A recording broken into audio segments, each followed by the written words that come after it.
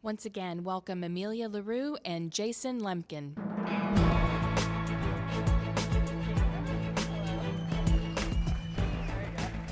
Woo! I don't see any hero video. Didn't roll? For me? Yeah. Oh, I don't have a video. You said there was an intro video. No, just our voice of God. Oh, I see. Voice of God. All right. Thanks, early birds. Thanks for being here. Hopefully, if this has been a good event so far, thumbs up. You can give us a thumbs down. Woo! Okay. Not a lot of thumbs down, but quick. We should have done a slide just so you know on the agenda for today. It'll be tighter and focused because it's day 3. Some are tired, some are rolling late. We are going to go through as much detail as we can on our agent stack. We've talked a lot about it at this event, but we're going to go into as much detail as we can, show you backends, show you how they really work on the other side. Really, we could do an hour on each, and maybe we'll do that over the course of the year on our live webinars. But we're going to do as much as we can in this session just to really give you a sense of how they work. Maybe it's our 401 class. Right after this, we'll have the head of all marketing for Google Cloud here, right? With Amelia, Sarah Kennedy, and it's the #1 most on fire hyperscaler of everything. So they'll talk about why.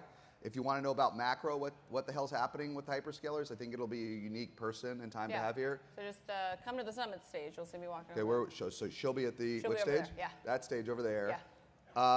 We'll have after that we'll have the CEO of Gamma too. Yeah. So you've got 2 options after this one. So Yeah. I'm going to be talking with Sarah Kennedy over there on the summit stage. Anybody can come. It's open, and then here we'll have Adam from Owner. Oh, Adam from Owner. Yeah, Adam from Owner crossing has an AI CMO. How it works? They've just crossed $1 billion in revenue for SMBs and restaurants with their agentic CMO. So Adam will be here. It'll be great too. That's some good competition between Google Cloud and Adam, right? Then after that, we'll have 2 Gamma and Klaviyo at the same time. Exactly. Yep. Okay, then you'll have another choice at 11. At 11. Founder brunch, founder VC brunch. Oh, it's 3 choices. Yeah. At 11, there's a founder. If you want to fundraise or you're an investor, over in the VC lounge. Where is that it? Way. That way. There'll be a founder VC meetup at 11. And then there will be, Amelia will be with the CEO Gamma talking about how they scaled, which will be pretty interesting. And I'll be here, the CEO of Klaviyo, one of the biggest public leaders in B2B for e-commerce will be here sharing how they built their agents. Andrew's great. Andrew Bylake is one of the greatest founders. So that's a tough one, right? Yeah. Then we'll do the pitch competition for AI startups. And then after lunch, then we'll close out with an AMA with me. You can leave, you can have a cocktail, but I'll literally take all your questions to the extent I can help until I pass out in the afternoon. So that's kind of a tradition. But with that, I'll let, hopefully you can process that. You can see it on the website too. Well, I'll let Amelia kick it off with, and we'll do a deep dive. We won't do all of our 20 agents, but it looks like we're going to do about 7 or 8 of the ones that really make a difference. Yeah, I try to force rank maybe the top ones that we use every day. So I actually used Gamma last night when I was tired after the VIP party to make me a little agent card stack, if you will. So I got to we put the have screen on. 20 agents that we've vibe coded. Some are vibe coded, some are not, so I'll explain the differences. And they've been used over 1 million times, and collectively our agents have had multi-millions numbers of interactions. And so I thought it'd be fun to just make a little, everyone's been asking us what our stack is this week, and so I thought I would make them as Pokemon cards so that you can also collect them all if you want, catch them all. Okay, so a few of them here that we'll go through today, but just to give you a quick run through of some of our top agents that we use every day. So 10K you've heard us talking about. Hopefully you came to the session on Tuesday where I walked people through how to build your own AI VP of marketing. 10K is our AI VP of marketing that we use. If you did miss that session, it's on the live stream, so you can go back. I do a whole hour on how to deploy your own AI VP of marketing. QBee, who we now call QBee, is our AI VP of customer success. He's handled all the sponsors you guys see here today with some human interactions, of course, but he's done a lot of the heavy lifting to help the sponsors and our customers that we're loading into the SaaStr Annual this week. There's Annie, who you guys all know because that's the SaaStr Annual website. She actually turned into an agent the more that we did with her. She has the Parking Pass app. She has a few other things she can do. And so started as a website, turned into an agent. We'll explain how that works next. Amelia AI, which you can also demo over there if you want. That's our inbound agent that runs off qualified from Salesforce. We've had her since like last summer, I think. And she is the one that is driving all of our inbound sales, handling all of our attendee questions, like you guys have been asking her for like Wi-Fi and all that stuff. Where's this, where's that? That's Amelia AI. So she's part seller, part customer support, part marketer. She does a lot of things. Then there's Agentforce. I made it look like a ghost because we use Agentforce primarily to follow up with leads that our sales team never wanted to follow up with. So I call that one, you can call it Agentforce. I sometimes call it King Boo because he's a ghost. So that's Agentforce, reviving our dead leads that we never followed up with. The two other ones we use for sales as well. So Ava, that's Artisan. You guys have all seen Ava on their booth this week. We use her for a mix of both cold and warm outbound. And then Monaco, who's newer to our stack, we use it for completely cold outbound to prospects and companies that look and match our ICP. So Monaco's really good at taking lookalikes for companies that you already have and that you've already closed, and then just automatically filling your pipeline with companies that look exactly like that. We do have other agents we've deployed. I don't know how much you want to touch on these, Jason, but I just wanted to show the top ones. Yeah, we can keep going. If you haven't seen it, though, you can, and we'll update it with all the content from today and this week, but if you go to SaaStr AI/agents, that's continually updated with everything here, the best sessions, all the decks, all the slides. It's good today, but by next week, it'll have everything from here organized for you. So you can come back to that. Cool, so let's start with 10K. If you missed any of our previous demos on what 10K does, because he does a lot of the heavy lifting for us. So one thing I wanted to preface, because we just showed you our stack, some of the ones that we built ourselves, we built on Replit. So I'll call out in these slides what it's built on, what's kind of powering all of our different go-to-market agents. But one kind of common theme I noticed as I was building out this deck and just thinking about our stack of AI agents, if you will, because folks were just asking us hey, what's in your stack? What are you guys using? Is a lot of these did not start as full-blown agents. It's just something where we wanted to replace something. I wanted to replace our Notion dashboard because I got tired of copy-pasting things from our different data sources. And so 10K really started as just a dashboard back in January. That was his thing. I just wanted to hook up to Marketo and Salesforce and really simplify life. And it really was just a dashboard for a few weeks.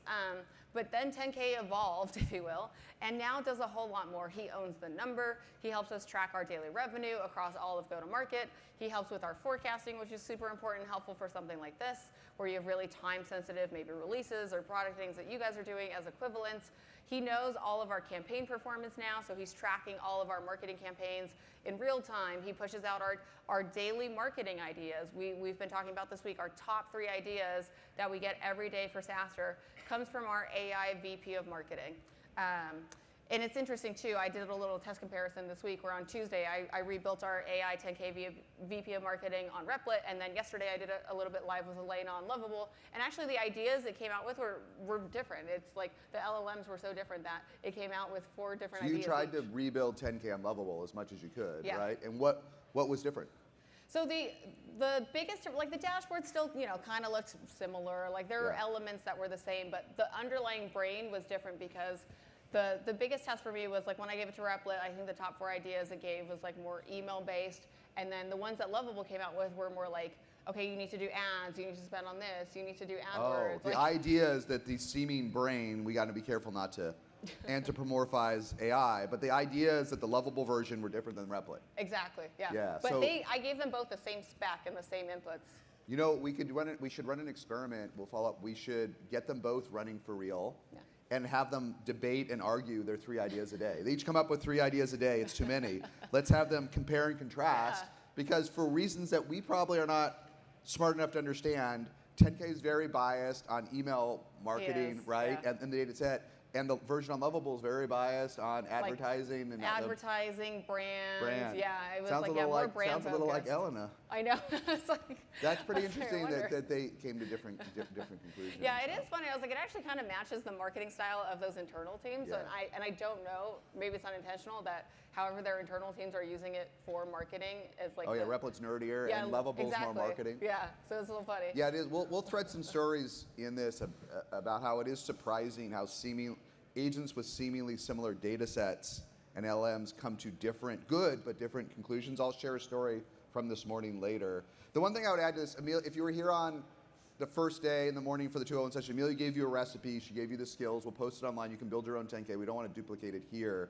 But the one thing I would add, I think Amelia hit on it, the simplest way you can get some of this done, the most basic version of this, and Amelia will go deeper, but this headless Salesforce idea that's in the media, if you haven't tried it, it's really effing powerful, okay? and Salesforce just launched something called headless Salesforce if you're on Salesforce. And some of that is actually a product that doesn't even exist yet. It's on MuleSoft, which they bought years ago, and a bunch of stuff that most folks are never going to use. You're not using who's in the room using MuleSoft? Okay, nobody. Okay, but most of you are using Salesforce. The Salesforce API is really good. So if you do nothing else, spin up a Replit or Lovable or V0 from Vercel, and tell it. And then just tell it you want to go into Salesforce and build, I want a type of dashboard or analytics I don't get today, okay? And we'll show you, like, for example, for me, I wanted real-time visibility into attendance and ticket sales here every hour. That just doesn't work in Salesforce, right? So that actually took 2 APIs, Visible and Salesforce, but my point is, now I can interact with Salesforce data in a way I never could. And this is, you can get a quick, ours started off as a dashboard for tickets and attendance, but it could have been a Salesforce dashboard. For sure. You do not, if you really want to do something cool, just go to, you can do it in Claude Code too, but I actually think Replit, Lovable, or V0 are easier, these connect, and just say, connect me to Salesforce with their connectors, and I want it to do this, and watch some magic happen. They already works headless and agentic. You can get 10% of what we do in an hour, and maybe do something really cool that you would never be able to do with Salesforce on its own, because these agents are so powerful. Yep. So just a little bit of the back end of 10K. So I did a version of this for each of our agents that I showed as our top agents. So 10K was built on Replit. His first commit was in January of this year. So he's really not even, he's only 4 months old actually. But it's funny, I asked each of the agents how many commits we've done. So this one has almost 1,000, which is a lot. 7 to 8 commits a day. So that's between myself and Jason. And then for fun, I put how many lines of code each one of them was. But the more of the, and then there's 10K has the most external APIs wired into it. So this is what we mean when we say, headless Salesforce is we're using Salesforce just directly via the API without logging in directly to Salesforce. I still log into Salesforce. Jason doesn't have a Salesforce login, and I still have to use the Authenticator app when I go move things around. That's not in the API yet, but so that's what we mean by headless. If you guys are wondering what all that means, Bizzabo, so that's what we use for ticketing. That's how you guys all bought your tickets. And then Marketo, which was our marketing automation platform, is still hooked up to this for now. And then Slack, that's how we get our daily. Every day when we get our daily marketing ideas, we get an email with it, but we also get a Slack update. QBee also has Slack, so QBee will Slack us a morning customer report, essentially, of, hey, here are the accounts you need to follow up with. Here are some of the sponsors who maybe didn't finish what they were supposed to be doing. Here are people that are overdue. And then it'll also Slack us and say, hey, here are some folks in your customer base that we think you need to follow up with because maybe they haven't done anything or they're super behind on things, or they're approaching a deadline that they haven't quite met yet. So it can do a lot of that automated for us. And so I really like 10K and Slack. And then you'll see Clerk in there too. But those ones at the top are really, I think 1 through 6 are kind of the big ones for 10K. And then we talked about this a little bit, but I want to just force rank kind of like the top 3 things I think 10K does for us. He had a different list of what he thinks he does for us. The top 3 things, well, but yes, number 1, he is still a dashboard. But he is a living, breathing dashboard, so we can talk to 10K. So to Jason's point, he can just talk to any of our data from Salesforce, Marketo, Bizzabo, and he can ask a question of, like, how many VCs are coming to SaaStr? How many CMOs do we have coming to the summit today? What sessions are maybe looking a little bit light? Should we move them around, add a new speaker? And so we can just talk to our data every day. I think an interesting point here is, I don't know if you guys heard the session with Denise yesterday from Snowflake, but it's also on our YouTube channel. She was talking about how, she has this like bold statement that the dashboard is dead, but really it's because she has dashboards, but she has agents. She just talks to her agents. And for her at scale, having she's got multiple versions of 10K. For her, the biggest thing at scale was that she doesn't have to argue anymore between sales and marketing what the number is. Like, the number just is the number. And so for us, it's still, I think, prevalent across, for your guys' scale, to have something that is, yes, a dashboard, but it's one that we all agree on because it's directly connected to the API. And so there's never any nuance or people lying about the numbers or maybe pulling it from the wrong dates or, kind of trying to make it look better than it is. The numbers are just the number because it's just pulling it directly from the API. And so I think that was a good insight that she brought up that I hadn't really thought about previously. Do you want to talk about the re-engagement campaigns from 10K? I think this is kind of your email, the Replit one. Well, I think I hit that with the Amjad session. So if you were there, I don't want to be too duplicative. Maybe I don't have too much to add. I guess it's just a reminder that Amelia said when she had the lines of code and the commits, it said 6 to 7 commits a day, and anyone that's a developer or engineer here might roll their eyes and say you shouldn't be doing 6 to 7 code commits a day. It's like a bad sign. But we're not. We are tech from the perspective of Replit. We're doing 6 to 7 commits. From the perspective of us as the boss of the agents or the agents of the boss of us, we're just improving the application each day, right? So I guess just the lesson from this email, when last week 10K started to create better emails than humans, is just how much, if you keep engaging with the agents every day, they will get better and better and better, and that's the key. Whether it's just to train something, like Artisan or Monaco or something, or Qualified, if you train them, they will get better and better every day. Or if you have agents that are somewhat more alive, like 10K and QBR, if you talk to them more every day, their context windows will get richer and richer, and they will perform better. And then somehow last week, they will create a better human out of the blue than a human can. And when I asked Amjad, CEO of Replit, how he did it, he didn't quite know. When I asked their head field engineer, he didn't quite know. But that's the key, is the more time today. The whole OpenClaw thing is really dangerous, that you could, not just that it has security issues and breaches and can leak your confidential information, but I think it also confused people that an autonomous agent requires no work. It can go off on its own. The number one lesson we've learned is the more time you invest with the agents, just like most humans, the better they get. And just like most humans, you don't really need to go over the basics with your agents if they're performing well. If they're not performing well, you have to go over the basics again and again and again. But even your best people, if you can just spend a little bit of time with them each day or each week, they will get better when you start to mind meld with them. And it's literally the exact same with agents. And that's a little bit different than the narrative on people that aren't doing it, right? You think it's the opposite. Okay, so QBee, I realized we did a workshop a while ago on how we built QBee, but he's our AI VP of Customer Success, so we can do a fresh one after this, where we walk through how we built QBee, kind of what he does now, because when we did that webinar or podcast a while back, it was like he didn't have all the features and functionality he has now, because we keep shipping lines of code into him, but he started as, 10K was just a dashboard. QBee was just a project management tool. So we had an antiquated project management tool we were using for customer support, basically, to manage all of our sponsors, to get information from them. And because SaaStr and events are like kind of niche and weird, no project management tool was great at this, right? They were all like out of the box, kind of just you get what you get, and there wasn't a lot of customizations we can do. And so it required a ton of human follow-up, manual emails, calling people, texting people. Like, it was a lot of manual labor outside of the project management tool that we had in years past. And so we started this as a vibe coding project of, I just wanted to save us some time, maybe get some, it has saved us quite a bit of budget by building him versus like having humans follow up with these folks all the time. And so he really turned into a sponsor, what I call now like self-service agent, where he can manage questions, he can intake logos, he can intake websites, he can remember all these things about our different customers. And he really has become not only a self-service agent, but also a personalized asset management. So he's collecting all the, it used to be a pain in the butt for us to get everybody's logos so that we can put them on the sponsor wall, put them on all the signs here. It was honestly annoying because then people email you files. Sometimes they're too big, but now you just upload it to our agent. It's much better. But the better part of QBee now is, even though he started as just a dashboard, quickly I realized, okay, this agent's pretty good to the point where he can send each of our, there's almost like 150 sponsors because we have some booth sponsors too, and he can email them personalized, right? This is something that no human can do. Like, no human CSM wants to have 100 accounts. They all want to have like 5.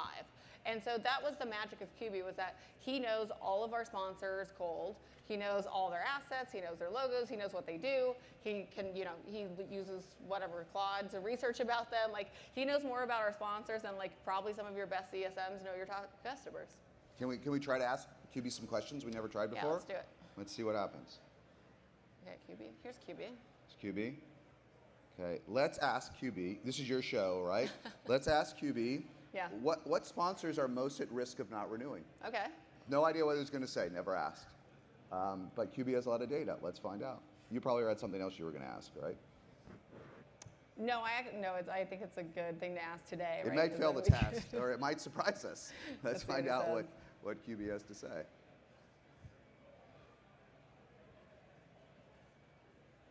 He's thinking. But while he thinks, I'll just show you guys around QBee a little bit if you've never seen the front. You can go to SaaStrSponsors.com.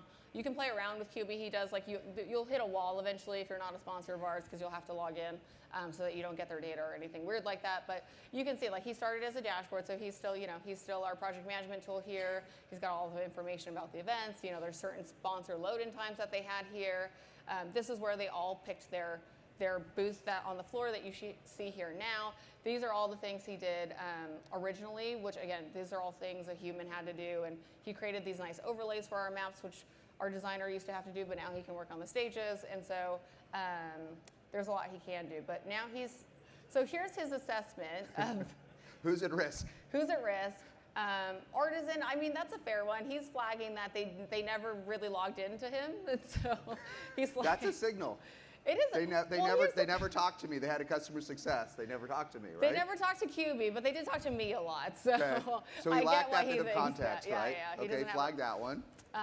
Salesforce, interesting. He says they were incomplete and they went dark for a little bit. So that's a good flag. But again, I talk to the Salesforce team, and so does David a lot. Google Cloud, same thing. Like these are folks we. It's funny. He flagged all the people that the humans spend more time on than the agent. There's a few others here. Pylon. Well, Pylon complained the most to him. Okay, I see. That's why he said it. Because I asked him before, because QBee reached out to all the, instead of a human reaching out to him, QBee reached out on his own, talked to them, asked what their issues were and how he could help. And Pylon said their logo was wrong and a bunch of other things. They complained a lot. So he still gave them I can't quite read it from here, but a medium sounds right. It's not a high risk, right? We fixed the logo before it went live. But their amount of frustration was a signal that a human might not know how to rank properly or hide from or ignore, right? Yeah, for sure. Yeah. Any other interesting ones that he thought?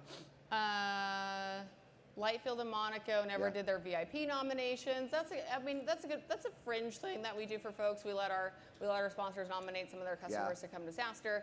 He's saying they never did it, but they are, they're some of our top sponsors, and so maybe it wasn't a high ROI for them. Okay. Ask QBee one last question and move on. You can do it. I know it'll take a second. You don't even need to be in power mode, but keep it in there, right? What sponsors did you talk to that seemed happiest? Okay.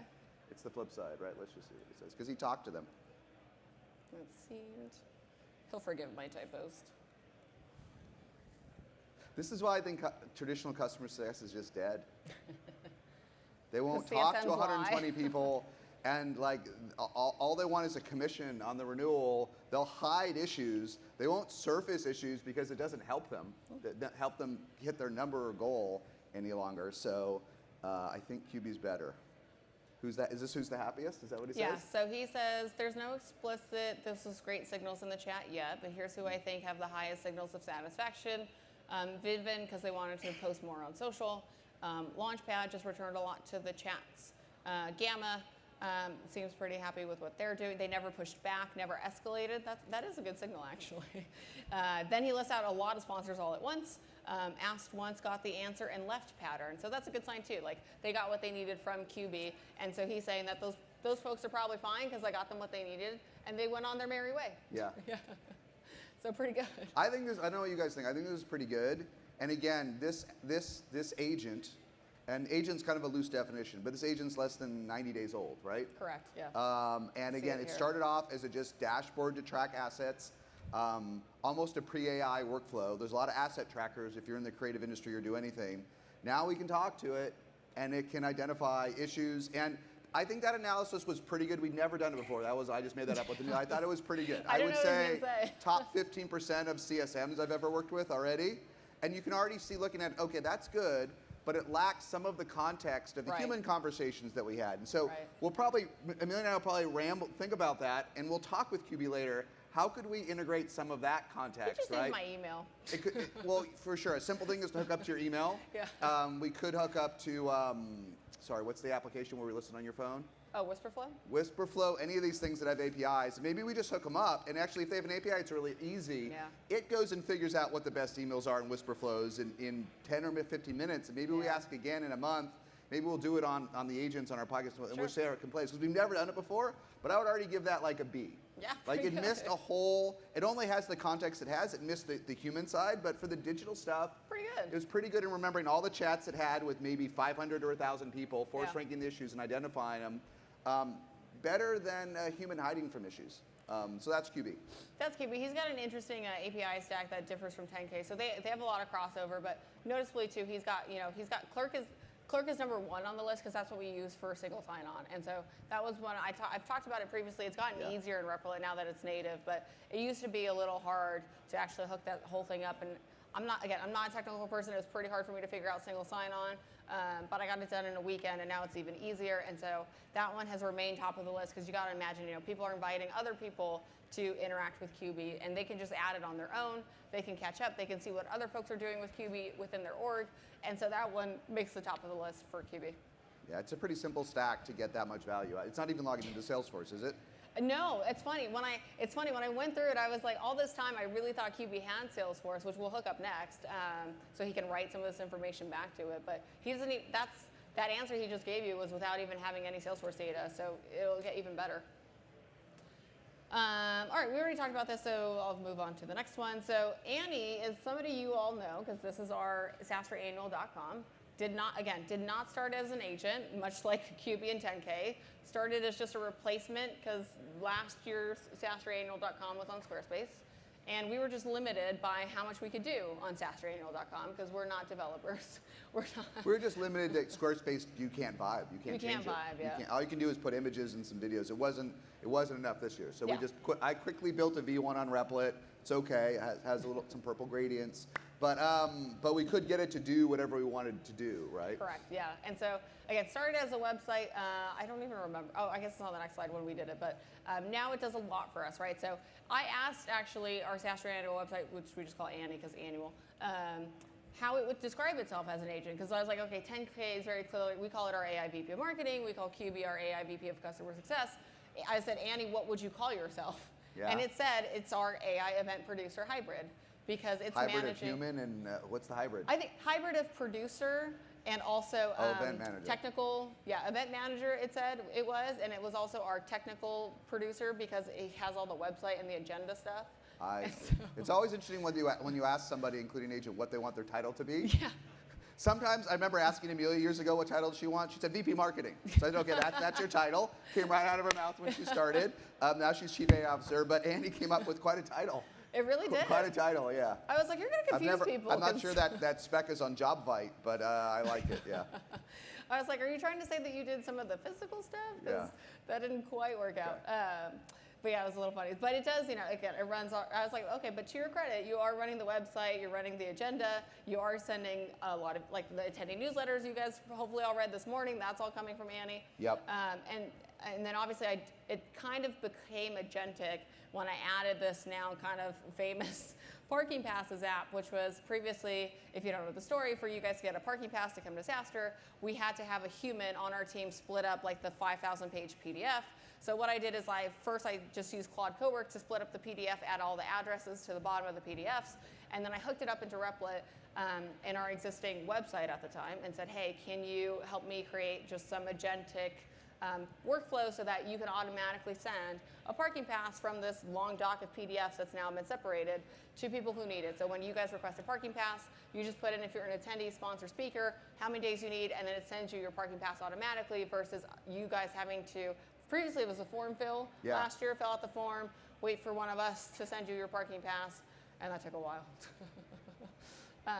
It's also in the background, something else I think it's doing that I don't give it enough credit for is because I've hooked it up to Vector, it can see our active website visitors and run kind of targeted campaigns to folks based on what they're doing on their website. Qualify does a bit of that too, so there's a little funnel action there. But this is Annie, built on Replit, first commit back in November. That's when we swapped off of Squarespace.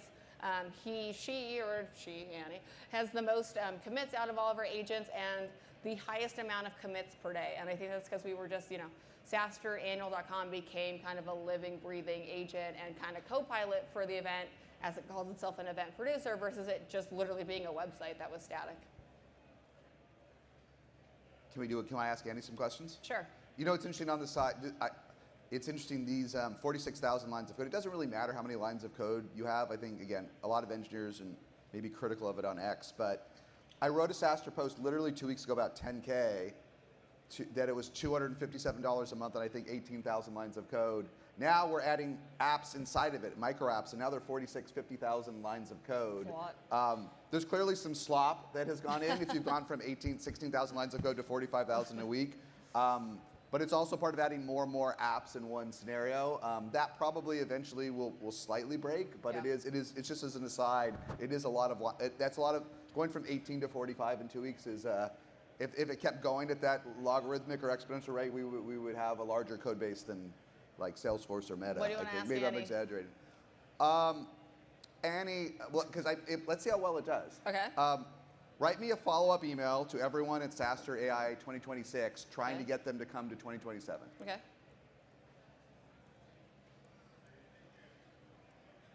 See how it does. Since today is the last day, and you are on stage right now. What did you say? Oh, I just told Annie, write me a follow-up email for SaaStr Annual 26 to come to SaaStr Annual 2027, since today is the last day and you are on stage right now, smiley face. I don't know. I like to talk nicely to my agents unless they fuck something up. Okay. I'm more direct than you. I know. Let's see if it's I any have good. Let's see how noticed good it is. Okay, it said subject line, that's a wrap. It said it wrote it as you. Okay, which So- we didn't ask it to do. I didn't ask it to do that. It is Yeah. interesting. Like I ran this experiment the other day with like a final email to our database, and I asked Annie to do an email to the database, and then I asked 10K to do an email to the database and see which one did better. It's funny, they were actually kind of equal in like their conversion rates, but actually 10K wrote it as Jason, and Annie wrote it as like, one of those fully designed HTML emails, but the content was, the Jason one was more like punchier, the Annie one was a little bit funnier, so it's a little funny now that now Annie has swapped to writing it as Jason. So that's a wrap on SaaStr. Lock in 2027 today at the low price we'll ever offer. Pre-header, I'm writing this from the stage. 2027 tickets are not live yet, but they will be later today. And they'll never be cheaper than they are right now. I'm writing this from the stage at SaaStr AI Annual. About to do the closing, so forgive the brevity. 10 days, 10,000 AI leaders, the CEOs of Klaviyo, Gamma, Webflow, Rubrik, Leap, all on one campus, the Deploy Summit, 6 AI workshop tracks, the pitch comps, and more first meeting introductions than any week of the year. Thank you for being here. None of this works without you. Now the ask, come back next year. It's pretty good. It's pretty good. It's not a 10 like that crazy Replit one where we pulled every attendee, but it's it's good. better than 95% of humans would do, and it did it in minutes. And you can see the context. It has the agenda built into it, right? Yep. So it's able to pull the speakers that we had this year. It knows the numbers of folks that are coming. It knows the type of tickets. Someone that joined your team on their marketing team last month would be unable to write this email in a week. They wouldn't know that unless they could access Vibe the data themselves. It's pretty good. I think that passes the test, right? I mean, you guys are gonna get that email later. It might be this email. And then Annie, and then I'll share a story and you can go. Annie's hooked into Bizzabo and Resend. Anything else? Did you have a slide? Yes, so she said, oh no, did I? I don't think Go you made back. one. It's No, not I hooked into haven't. Salesforce. It's not hooked into Salesforce, but she is hooked up to Marketo to send like the attendee Marketo newsletters too? Okay. for now. So Or sent through there. Annie has a different set of context. I'll tell you a quick story. Surprised me. I think it's interesting. So this morning we were coming to get here, and I said to Amelia, I think it's been great. Congratulations, Amelia, great job.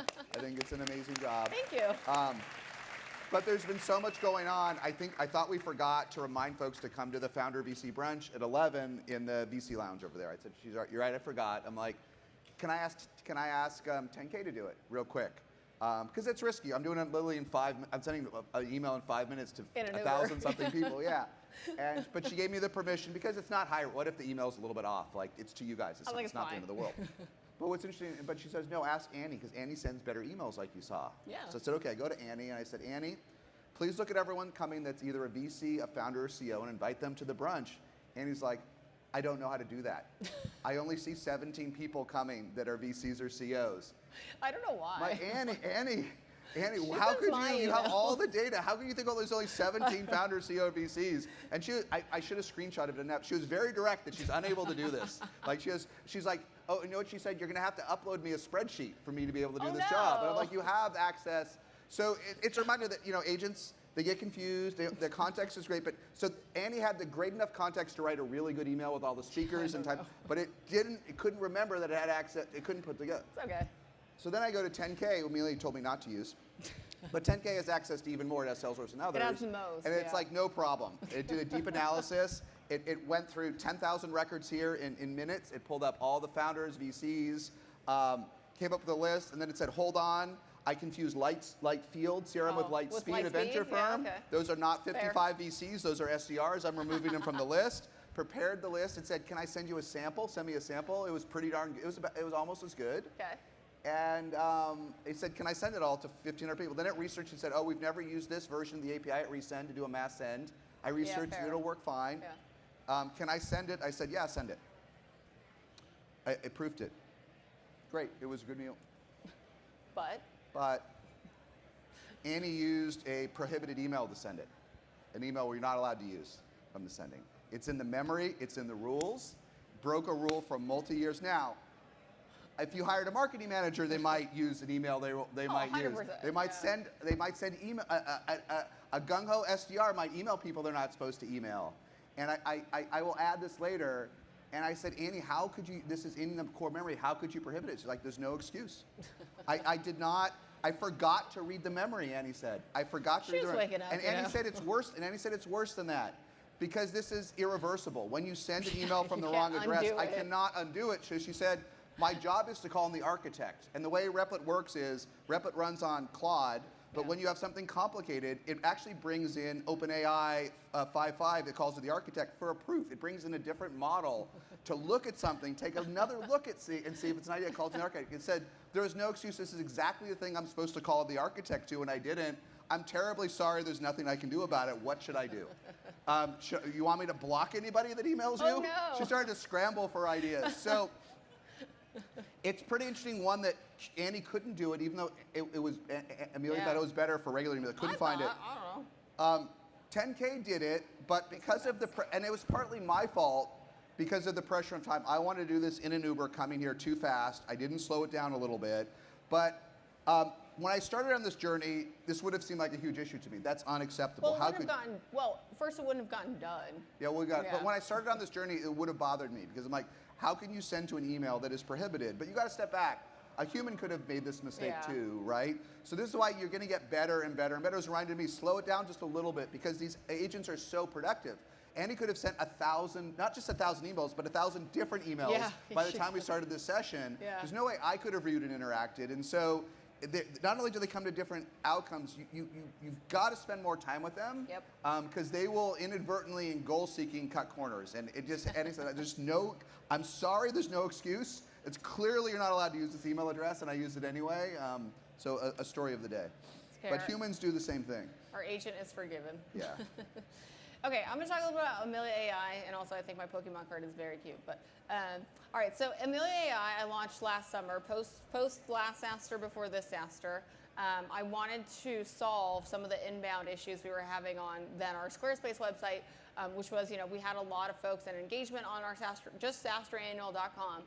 But we weren't able to really fully capture a lot of it. I couldn't really do anything with it. To book a meeting, it was similar to a parking pass, unfortunately. Like, you had to tell our team in a contact form which sponsorship you wanted, how much budget you had, and who we should follow up with. And then I would personally round robin it as quickly as I could, which sometimes was not as quickly as I wanted to be. And then we had slightly more folks on the sales team, and then I would round robin it to one of our AEs, and then our AEs would take a slight delay, and then they would follow up. So it'd be like a kind of 2 or 3 day process if you inbounded to our website. Yeah. So then we added Amelia AI, which runs off Qualified from Salesforce now, and she just does this automatically. So we did spend a lot of time with my FTE at Qualified, Cam, training her, going through, again, the nuances. Okay, because it's for SaaStr, we have 2 different customer buckets, right? There's all of you guys, so all of our are kind of like self-serve customers, if you will, that can just buy a ticket off the website. But then there's all the potential sponsors and current sponsors that are also hitting the website, coming to the website looking for information. So we built all that nuanced context back into Qualified when we first launched it. So Qualified, I would say I put the most amount of training into. It does also scrape SaaStrAnnual.com in real time, SaaStr.com in real time. So it's every day it's updating, crawling all of our websites. So that's why Amelia AI is so good. Like some of it is context I've built into her. So anytime I push a release to 10K, QBee or Annie, I also try and make sure I push it to Qualified if it's not already there. If it's something on the back end, I try and make sure I put it into her memory so she has it too. And that's why Amelia AI is pretty good, because she's got maybe one of the biggest knowledge bases of all our agents. I didn't know. It's the most trained agent. It's the most trained agent, so that's why it's pretty good. But you can see that, like, not only she's a pretty good rep, Amelia AI. She's booked a lot of meetings for us. She's had 2.25. So let's slow down for a minute because it's so important. Yeah. Everyone should have an agent on your website automating inbound. I'll get to that in a minute. There's no excuse. I'm shocked how many folks I've talked to that are running AI startups that just have a contact me form. Okay, I'm going to come back to that next.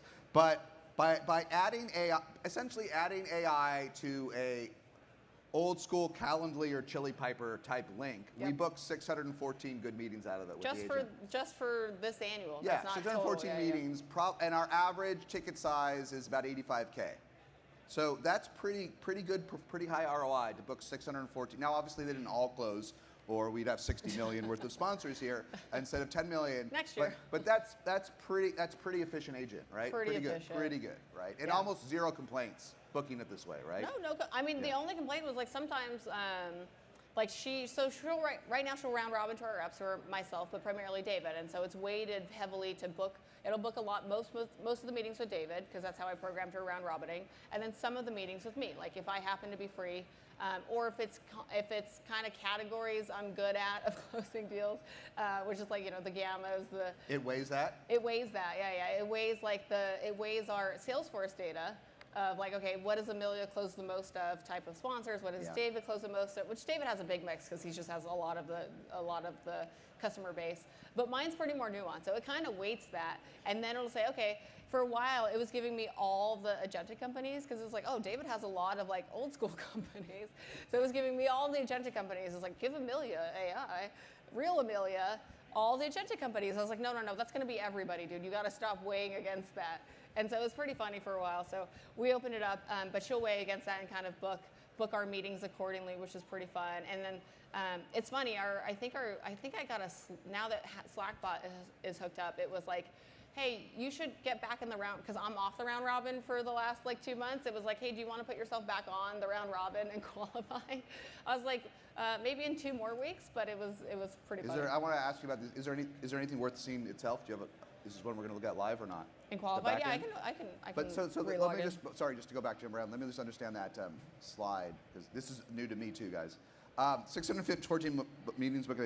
2.25 million sessions on Annual.com and SaaStr.com together, probably. Just Annual. Just Annual. Just the website for this event had 2.25 million sessions. I think so. Maybe it's SaaStr Annual too, or SaaStr.com too. I don't think so. And 402. So interactions is probably individual chats with the agent. 402,000 chats the agent handled. That's pretty effective. Let's have Amelia show it if there's anything to see. But the point I want to make is, to me, this seems like the most Captain Obvious thing to do. I'm shocked that 100% of people don't do it. Replace whatever you have, at least on the part of your websites where you're trying to interact with prospects and leads, and have an agent that qualifies them, that's extremely well trained. It's so much better for the prospect and the customer to talk. Okay, should I sponsor SaaStr? I'm whoever. I'm Monaco. Is there anybody like me doing AI sales agents here? Yes. There's 10 other folks doing like this, right?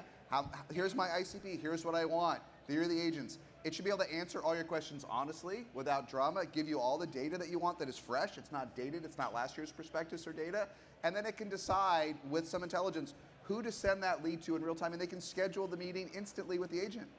Like, you saw the metrics. We have 2.5, 3 people. We could never hit the number of metrics that you saw, the 2 million sessions, 600 something appointments. We would need like 3 BDRs that would like quit every 3 months. So I know this is like Qualified's not the only vendor. There's plenty of other vendors. Just buy somebody that does this, train the agent, and I can't imagine you won't have a lift versus a crappy chatbot. Right?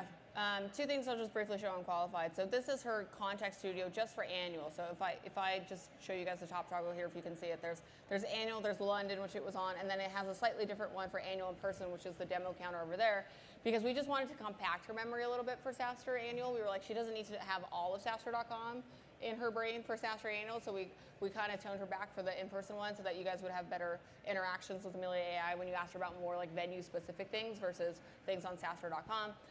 But this is her brain. You can see she literally was updated this morning automatically. So she's pulling in sessions that we updated on the website so that, again, if you ask her a question and I made a change on Annie with our SaaStr Annual website, Qualified already knows this. So she's going to give you the right answer. If you say, hey, where did this session move to? What's the agenda for today? She can give you that right answer, which is pretty cool. And then another cool thing it does is it does do a lot of email campaigns for us. So you guys probably got some of these email campaigns, but you'll see here she's got two basic, like, I don't know if you call it top of funnel, middle funnel, whatever funnel, but she's got two triggered campaigns here that the agent will do automatically based on what you do with her either on the website, whether you chat with her or not. She has these two top performing triggered campaigns, as I call them. So one is for sponsors. So if you visit the sponsor page and you don't quite fill it out, but we know who you are either in Marketo or Salesforce, the agent will send you a follow-up and say, hey, do you want to book a meeting with David? Here are some similar companies that are current sponsors of yours. Here's the meeting router to book the meeting. It also will exclude anybody who's a current sponsor so that if they were just browsing the website because they're a current sponsor, maybe don't send them, hey, do you want to sponsor, because they're already a sponsor. So if you don't finish the flow and ask to talk to a human, but you start it, the agent will follow up. Correct. It'll find similar customers, lookalikes. Yep. It will make sure you're not already a customer, and then it will follow up on its own with you, to book right? the meeting, yeah. Yeah, no human can do that. No. And then similar thing for tickets. Maybe I reversed them there in my mind, but similar thing for tickets. So if you hit the website and we know who you are and you don't buy a ticket, but we know through either like, website tracking, de-anonymization, or you're already in our Salesforce, it will email you a VIP code, which a lot of you used to come to SaaStr. So it's sold hundreds of thousands of dollars of tickets by either you, if you talked to Amelia AI on the website, she gave you a code, and then if you didn't use it, she followed up with you, and if you're on the website, and maybe you didn't interact with her, but it's been a couple days, and now you're visiting the website again, she would just send you a VIP code to try and get you to come to SaaStr. So pretty good. It doesn't. It's a niche thing. One interesting thing it does that I think is hard for humans is it actually, and again, this wouldn't work with enterprise deals, but it automates discounting. Correct. So there are, most folks, one way or another, came here with a discount. We would like not to do it, but it's such a piece of human psychology, we can't help it. If you buy a ticket tomorrow, you're gonna get by far the cheapest price ever. Do everybody a favor, buy a ticket tomorrow, it'll be half price, so that's an inherent discount. But no matter what the price is, we have so much data over the years says it's better to mark it up 20% and give people a 20% discount. We hate it. As founders, we hate it. We have the data to prove you have no choice, right? But what we can do is rather than let humans forget a code or make shit up, if you ask for it, the agent just gives you the right discount. And it can change over time going up to that. There's no reason to give people a discount today. The 3 people that will buy a ticket today, there's no reason, right? And it just, because you can't, we all love to not have discounting, but to truly guardrail it so it's automated, it's kind of a gift because it removes friction from the sales process. And it's, again, I don't think humans are able to do this. Like almost all, especially sales reps, when they have no ability to close a deal, they'll instantly discount again. When a human smells a deal going away and they already gave you 20% off, the next answer is, well, will you buy my product for 25? Are you listening? You don't have a core integration I need. How about 30% off? I think I'm gonna buy our competitor. How about 34% off? And it doesn't move the needle. It creates a lot of issues. So you can create guardrails here. I didn't get this for a while until I watched what Amelia AI was doing. It's super efficient because it removes all the drama from discounting, right? It's almost like a pseudo CPQ system, but it does it in real time because you have rules, right? Yep. Just a couple of things I want to touch on because I don't want to get Adam up here so he can do his demo. Yep, we're running out of time. Okay, I'll talk a little bit about Agentforce. I showed it a little bit with Adam Alfano, who was here yesterday. Who's the president of SMB. This is actually the 1.0 Agentforce builder. There's a better one now that we're on because Lindsay just upgraded me. But I think the goal here of Agentforce, what I've learned this week actually was I think a lot of folks are like, okay, it's Salesforce, so it's going to be really hard to deploy an agent. Like all the other things I had to put into Salesforce were kind of hard. So like, how easy can it be to get my Agentforce up and running? And there's kind of a nuanced, quick answer I'll give you, which is one, how we use our Agentforce, which is for ghosted leads, is a very bounded use case right now. We will use it for other things, but right now, King Boo's really good at Agentforce of reviving leads we never followed up with. Some of them are still older leads. Some of them are still newer leads where he's doing more of a re-engagement campaign of leads who maybe said no to me and David, and he's going back out to them later to be like, hey, do you want to just come to SaaStr, see what it's like for next year? And so, again, his primary goal is to follow up with folks that didn't give us a yes. But I really like Agentforce because to that point now, one, it's gotten a lot better since we launched it back in October. There's the 2.0 builder. It has the highest open rate. And why is that, just quickly, I'll touch on, is because it has all of our Salesforce data. And so it's got a lot of, well, now also it has all of our qualified data since Salesforce bought Qualified and Momentum, which we were using as separate agents. Now it's got all of that in it. And so it's got the most context automatically. Everything you guys just saw in That's the most Qualified. I kept asking Amelia, is this one integrated with Salesforce? Is this one integrated with the Agentforce? The advantage is if you run on Salesforce, It's and got it'll it be all. true when HubSpot finally launches agents. But it has it has it all. Yeah. So if you can do it in Agentforce, maybe do it in Agentforce, right? Yeah. If you can, because it's going. If you're on Salesforce, because it just has the maximum context. It right? really is the path of least resistance, and I know the team over there at the booth will help you get set up Yeah. today if you want them to. Yeah. So it really, again, it just has a lot of context. You don't have to move things from one place to other. If you were already using things like Qualified or Momentum, it just got even better, honestly, kind of overnight. Native, yeah. And so it was a gift that they bought those agents we were using. So are we out of time on this one? I just want to hit Artisan and Monaco real quick. Okay, if we real can. quick, yeah. Okay, Artisan, how do we use Artisan? So Ava, who you guys have seen in the booth too, we use her for slightly warm outbound, and so a lot of campaigns that are not in Qualified, not in Agentforce. Listen, we have a big go-to-market motion here, I'm realizing. We have a lot of different agents that do a lot of different nuanced things. We use Ava for what I call slightly warm outbound. So these are folks where, we have past sponsors, past customers, past attendees, if you will, between attendees and sponsors. And I would go into things like, okay, if their email is still valid, cool, we can load it into Ava. She can interact with them. If they've moved on, she can help find like the right contact information, whatever. And she can also build lookalikes, which it's pretty good at. And then she can help us, I use this primarily for us on the ticket side. So if you have something that's a lower ASP, you can use something like an Artisan to do kind of, as I call it, lukewarm.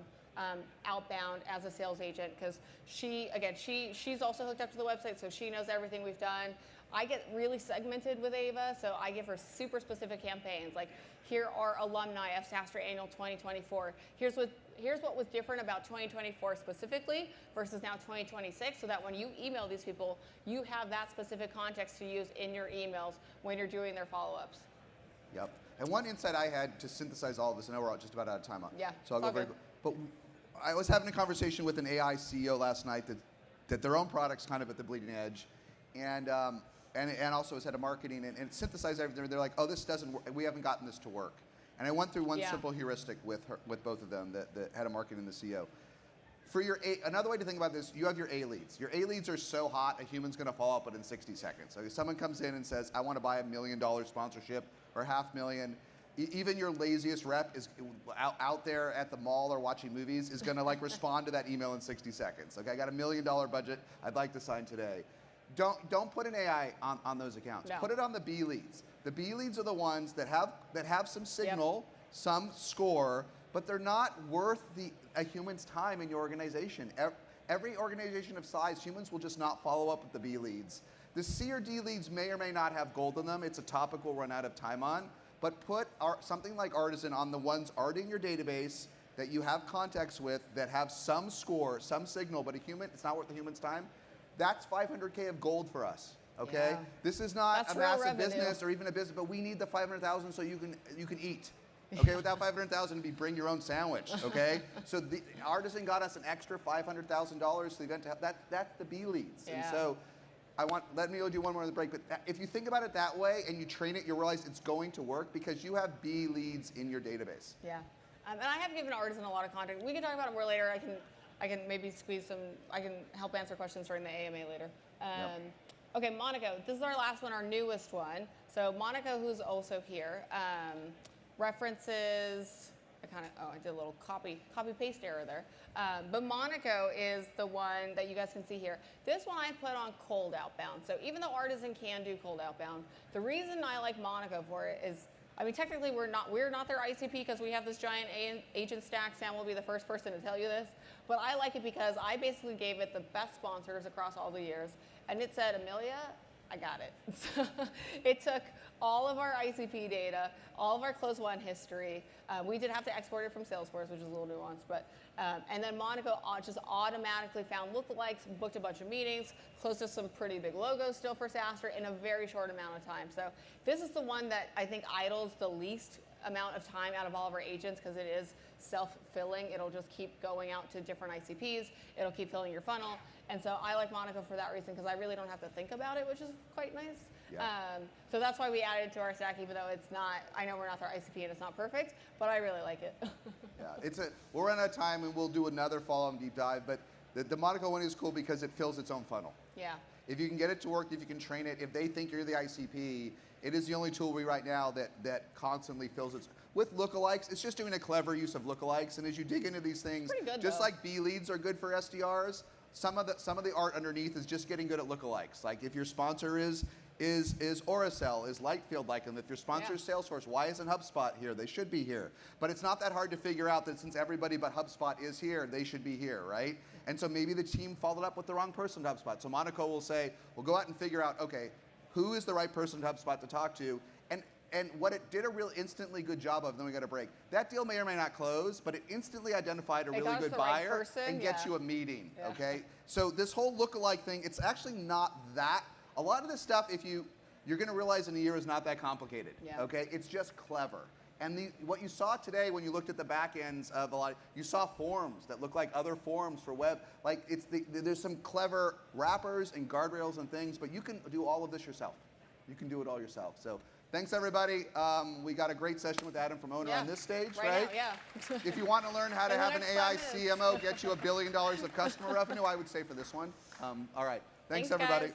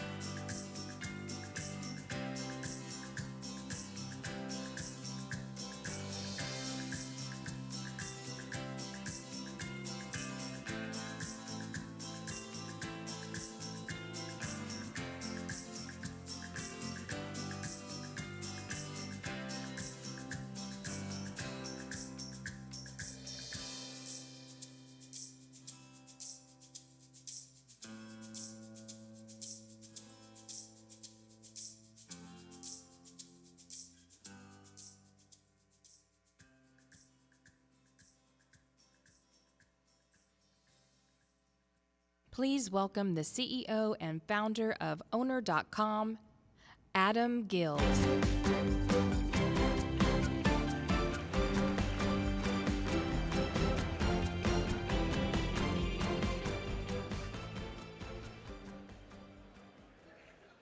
Let me take you back to 3 years ago, because the past 3 years has been a huge roller coaster at Owner. 3 years ago, Owner was crushing it. We were building this Shopify for restaurants thing that was working. It was a website builder, online ordering system, marketing automation system for restaurant owners. And from a growth perspective, it was going great.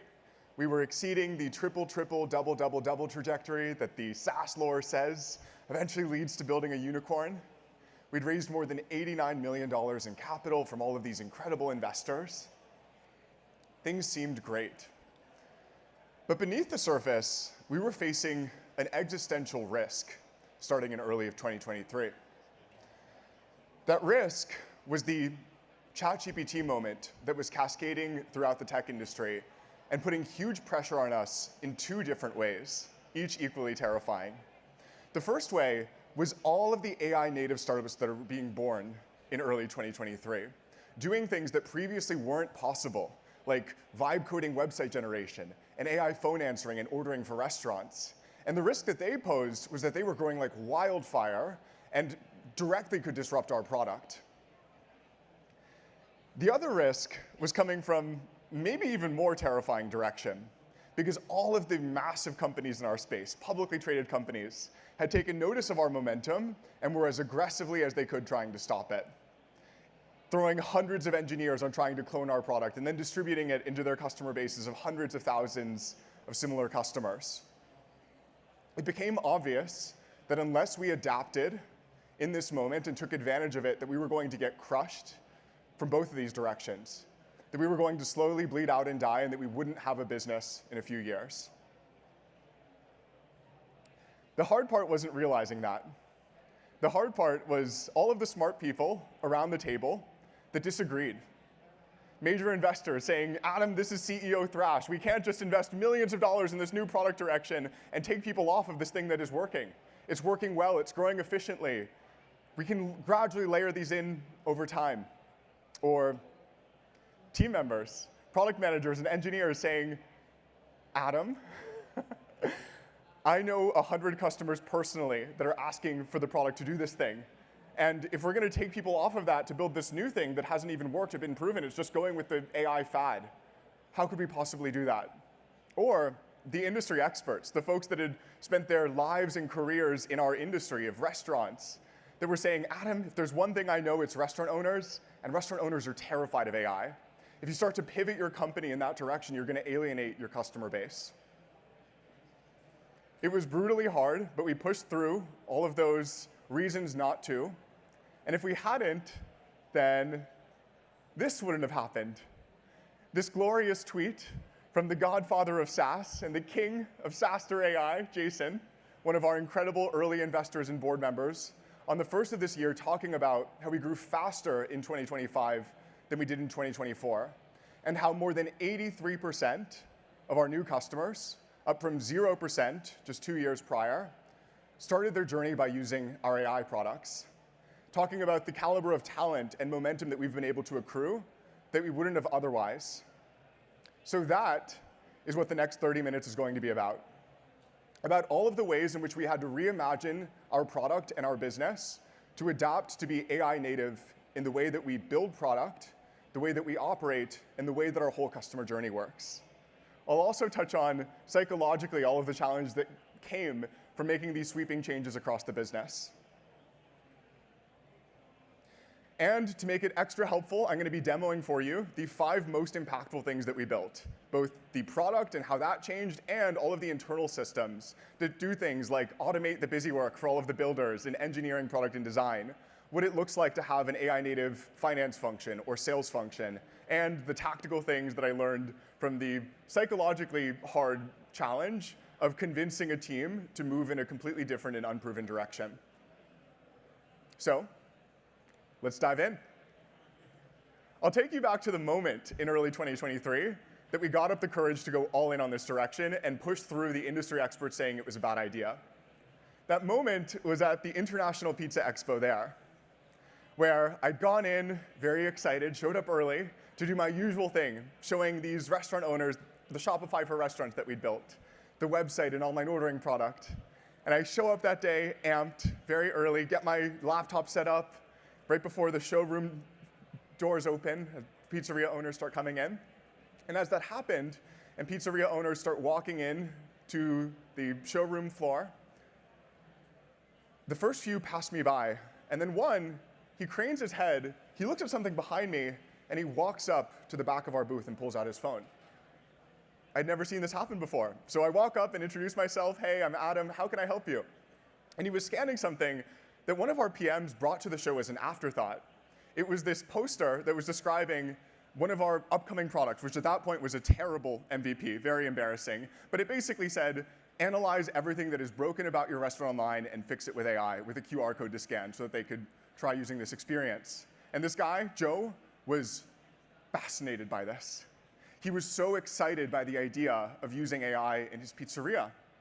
This 55-year-old pizzeria owner from Pennsylvania was really excited by AI. And what was so interesting about this to me is it was the exact opposite of what I'd heard from the industry experts, and even what I'd heard in customer discovery interviews 3 months prior. And what I realized in that moment is that the ChatGPT moment hadn't just taken the tech industry by storm. It had also been used by all of these small business owners. They'd read about it, and they'd gotten excited by the idea of using AI as an advantage in their businesses. Over the course of that day and talking to all of these pizzeria owners, it was the #1 most common thing that they wanted to know about. Even though it had nothing to do with the vast majority of our booth or collateral or what we were there to demo, I was getting questions like, how can we use AI to drive new customer discovery? How can we use it to drop our labor cost and become more efficient? And it was that day that we got the courage to go all in on this direction and actually neglect some burning fires in other parts of the product in order to do it. So to give you a demo of what specifically changed, in early 2023, we were 100% sales-led growth. It was an inbound motion. People would book a demo and then have to talk to a salesperson, an onboarding specialist, in order to buy the product and then get started with it. And we reimagined that whole journey in an AI-first way, asking ourselves, how much easier and better could this become for the restaurant owner now that we have generative AI? What it led to is this experience that you might have seen went super viral on X about 2 weeks ago. We got more than 2 million views on the tech community announcement of Greater. But what wasn't on X is that in the restaurant world, this has been growing like wildfire for the past 2.5 years. Because the way that it worked, not hardwired into the Wi-Fi, classic. Fortunately, my hotspot might, the law of live demos always strikes when you need it to, not to most. I don't actually have my phone on me, so I hope that the hotspot from backstage activates. How about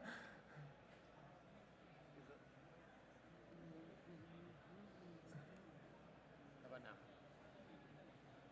I've got another option. That's not going to go. Grab the other one? No, I mean grab the other on the live. The live demo gods are taking their vengeance on us for not praying first. The live demo gods always strike when it is least convenient, of course.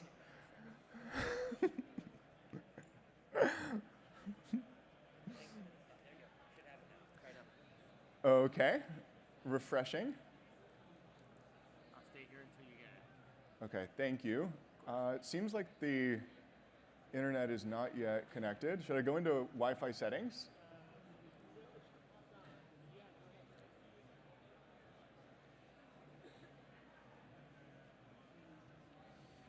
I've got another one just in case. I'm gonna switch over. Ready?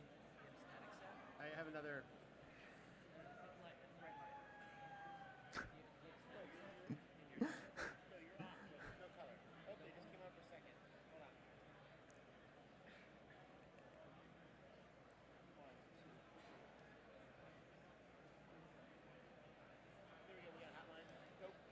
Okay, refreshing.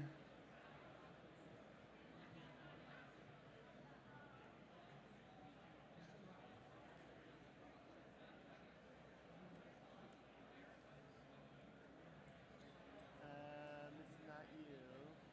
I keep getting a reset. I appreciate that very much. We could try. Might as well. It's not the dongle. I'm losing land back at the base. Yeah. Maybe we use my own hotspot because yeah, if you could bring up my phone. Thank you so much, sir. Very kind of you to offer. Our VP of security has things locked down like Fort Knox, so I worry if I'm on a foreign. Okay.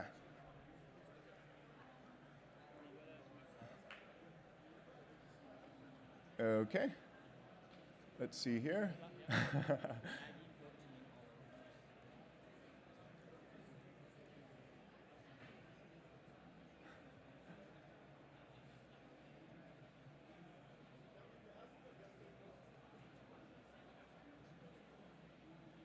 Okay, it worked.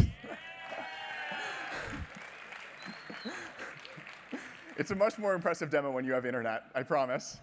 Okay, so the way the whole thing works is instead of having to go through a salesperson and an onboarding person to build out this new website and online ordering system for the restaurant, we asked ourselves, can we use AI to automate all of this and just have the restaurant owner type in the name of their restaurant and then have the AI figure out everything that is screwed up about it online and then fix it for them as the restaurant owner.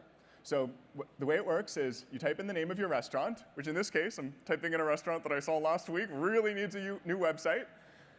And within seconds, the AI jumps in and starts crawling every place it can find that restaurant on the open web, pulling in all of their nearby competitors so it can show them how they compare and contrast to their competitive landscape, going into their Google business profile and scanning to make sure they're following all the right settings, descriptions, and keywords that drive Google discovery, reading all of that restaurant owner's reviews so it can figure out what customers love about that restaurant and rebuild the experience with that in mind. Doing a photo quality analysis, an AI photo shoot, where it's not only ingesting all of the photos that it can find, but then upscaling the images, increasing the lighting conditions, the color, making it look much more professional. So that it goes from this website before, which is hilariously barren, to say the least. It's a very confident restaurant because the photo is just a picture of napkins on the website that says, "Welcome to Thai Tale."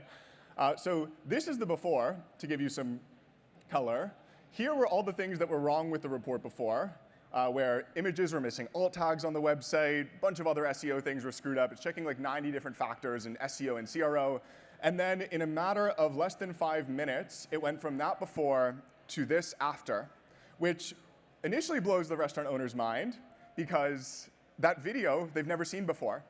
What we've done in that 5-minute period is we not only did an AI photo shoot for the restaurant of upscaling all of their images and making them look much more professional, but then we added motion with VO3 and created this compelling initial video.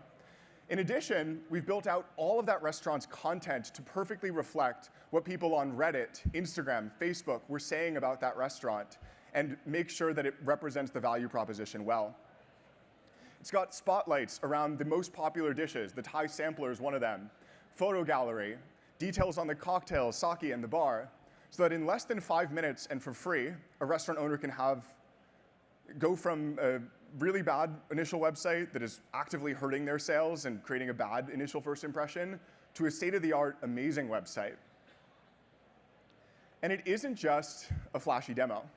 This has had a profound impact on our business. It is why more than 83% of our new customers are starting their journey by using this product. It is why we grew faster in 2025 than we did in 2024, and a huge part of why we are now accelerating as we're about to cross $100 million in ARR.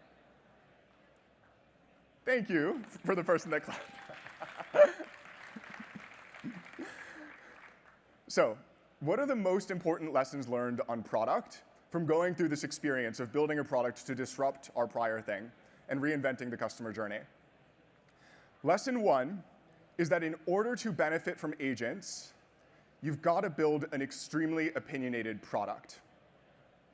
Because the thing that makes agents magical from the perspective of a user is this idea that it is the first time that software is able to drive the outcome that that user wants without them having to manually intervene and try and figure out how best to configure the software in order to get the outcome. The time savings and fewer expertise requiring insights that are required to engage with the product. That is the thing that makes that Thai Tale website so powerful from the restaurant owner's perspective. It's not just that it looks prettier, it's that when they activate it, it quickly grows their sales. by increasing their conversion rate and SEO discovery and having the best practices that we've learned from powering thousands of restaurant websites and the experiences of tens of millions of consumers that are using those websites. Interestingly, this also connects to the second major takeaway on product, which is that in order to insulate yourself from the dreaded getting screwed over by Claude effect that is terrifying so many startups right now, that opinionation ends up providing that insulation. What I mean by that is if we were to go in today to Claude Code or Codex and say, build me a beautiful new website for Thai Tile, it would already build a much better website than what they had before. And yet, the website that it would build is based on the corpus of all of the restaurant websites on the internet and all of the other UI best practices, but it is missing the insights around exactly what components on that restaurant's website are correlated with sales growth. Exactly what it is about the restaurant's call to action or placement of the nav bar or the rest of the homepage content that causes it to show up on the top of Google. And that means that through having this very opinionated product approach, where we enforce that all of the restaurants are following the same system and same best practices, that we've got this unique data advantage in being able to consistently drive that outcome for users, and this moat that ChatGPT or Claude can't exactly touch in order to deliver the outcome for our users. Which brings me to lesson number 3. In the old world of SaaS, the way we thought about high-quality products was we were measuring things like daily active, weekly active, monthly active users in the dashboard. That was a sign that our user base was engaged and that the product was working. And now I think that closer to the opposite is the signal of the product really working. Meaning that if agents are powerful because they drive the outcome for the user without their constant manual intervention, then every time that somebody's logging into our website builder to manually intervene with the way that it is setting up their restaurant online, it means that we have failed. It means that we haven't created an experience where the software drives the outcome because the user is the one that is trying to solve the problems that were created by the software, and that instead what we should aim for is an experience that is as low touch for users as possible, where they don't need to log into the dashboard and constantly intervene with what is happening with their business, but instead the software just knows what the best practices are and is constantly executing them on their behalf. Okay. Now that we've covered the reimagining of our product, it's also worth covering the way that our product development and engineering process changed as a result of this product change. This one actually starts with Will, who is a genius builder, a 1 in a million unicorn who's an excellent product mind, design mind, and engineer in one person, and the first person that we had on building Grader. As Grader took off, Will found himself suffering. Suffering because the thing that energizes Will most in the world is building awesome products, being deep in the code base and continuously making things better. But as the thing took off, we started putting more and more engineers and product folks and design folks in that part of the company. And Will found himself having to incur all of these coordination and communication costs in managing a bigger team. Doing things like keeping Linear up to date and Notion and daily stand-ups and all these things that we've just kind of accepted as part of the product development lifecycle to keep the team aligned, but that are really a huge cost on the very most leveraged ICs in the company. No great builder wants to do the builder busy work of staying aligned with the team and showing up to the stand-up meetings. They all just want to build. So he asked himself, could we apply this same line of thinking that just led to this product breakthrough in the way that we actually develop product? And so Owen was born. Owen is our internal agent that does 90% of builder coordination work. Owen is constantly listening to GitHub, Slack, Notion, Linear, Google Meets, grabbing the transcripts from Gemini to understand the work that is already being done by builders and keep the team aligned automatically. So that Will no longer has to show up to the meetings and ask people for status updates and Slack them back and forth to understand the status of any given project in leading this part of our platform, but instead just has all of that intelligence in real time at his fingertips. Here's what that looks like. Will can generate a report from Owen in any given week that shows him exactly what got done on any part of the team. It shows the demo links of things that people built, what the updates are on the project that is in action, the most relevant dashboards that are relevant to the specific metric any given product initiative was trying to move, and the best comments of the week for comedic value. Then you can go into the Today tab and see in real time exactly what each member of the team is working on. This is a live demo. We can see here that Chaz is working on reviewing website marketing copy and taglines. He's one of our designers. That Oscar is engaged with the project launch project. That Matt is resolving a POS call scheduling conflict. This is real-time data, so that he no longer has to do stand-ups or Slack people or tap them on the shoulder to try and figure out how things are progressing, but instead just has a real-time understanding of that and can click into any given person or any given project to see what the real-time status is. This is saving us a huge amount of time, and another awesome thing that it can do is automate all of the really boring front-end work. What I mean by that is if you look at that screenshot, Owen is constantly listening to Slack, where when somebody submits a bug or some visual thing that seems off, like in that case, he's showing a screenshot of our agentic chat and saying that the bullets look too small. Previously, that would require somebody creating a ticket in Linear, and then a front-end engineer taking up that ticket, finding the part of the code base that controls the size of the bullets, and updating it. And across a massive product area, there's all sorts of things that come up constantly, and it is taking the time of some of the most leveraged people in the company. So he asked himself, could Owen actually do this?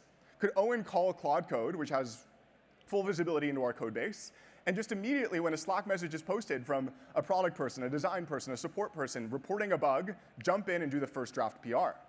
So now Owen does. You can see that he immediately responded and linked the PR that he wrote, which immediately fixes the visual issue. This saves a tremendous amount of time across engineers and keeps them focused on the highest leverage engineering work versus the very boring and monotonous front-end fixes that come up. Another breakthrough on this front of leveraging our builders came from our brilliant co-founder and CTO, Dean. Dean found himself with a similar version of the problem that Will was facing. Dean is also an amazing builder and hates unnecessary meetings and stakeholder alignment stuff and trying to distill context from big groups of people. A lot of you probably relate to that. So what Dean asked himself is there a way to get the signal that is currently costing me hours every month, where I have to interview our customer support folks and our sales folks and our customer success folks and read all of the different tickets of things that have been submitted by customer-facing teams and talk to customers in order to understand, in this lossy way, what it is that would be most impactful to build in any given sprint. And that is what led to the Product Insight Command Center. The Product Insight Command Center is constantly pulling insights from every place that our customer-facing interaction occurs. Salesforce, Intercom, Momentum, TalkDesk, all sorts of others, and then grabbing those transcripts, and any time it notices a prospect asking for a feature that we don't have, or somebody reaching out for customer support as a result of a bug or something that is missing, it develops this dashboard that gives Dean immediate and real-time visibility on where the biggest opportunities are to take friction out of our customer journey or to improve the product in order to drive our revenue. Here's what that looks like. This is specifically the Support Intelligence tab. Okay, good. I'm glad we didn't get locked out of our system. I was worried that our new security thing was going to cause that, but it worked.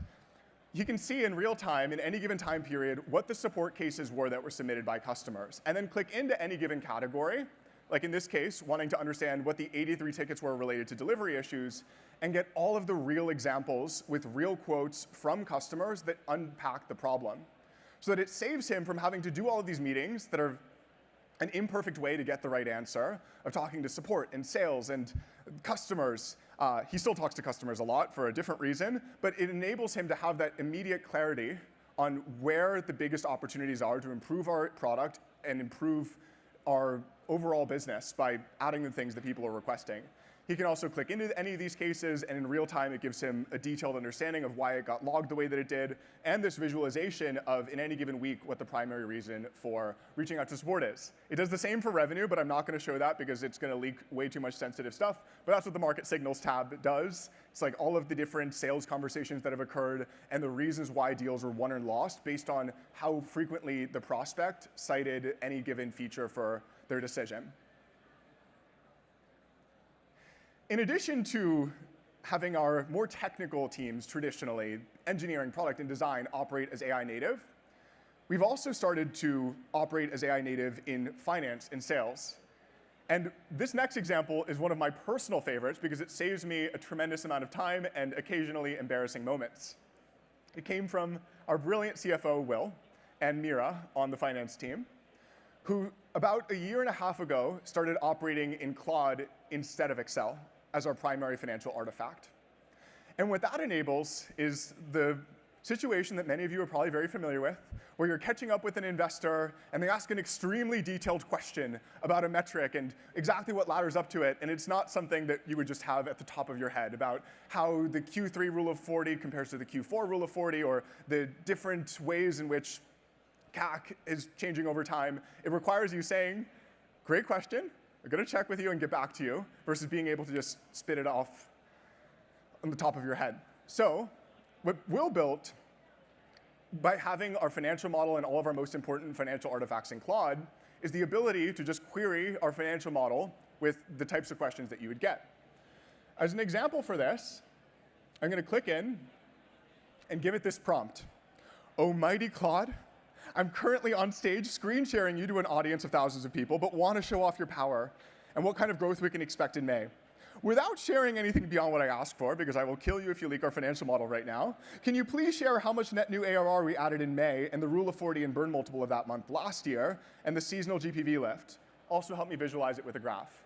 This is the most simple query that you can give it, but it's going to spit out the right answers in all of 10 seconds, answer exactly what the metrics were that I asked for in May of last year, and create this visualization that you can imagine how powerful it is when you're asking more complex questions, so that you can immediately give that insight to your investors, to your team, or I use this when we're going through FP&A discussions and budgeting discussions, because I can immediately have the answers at my fingertips versus having to do a bunch of back and forth Slacks with the finance team or pour through the Excel model myself, and it saves at least 30 minutes per occurrence.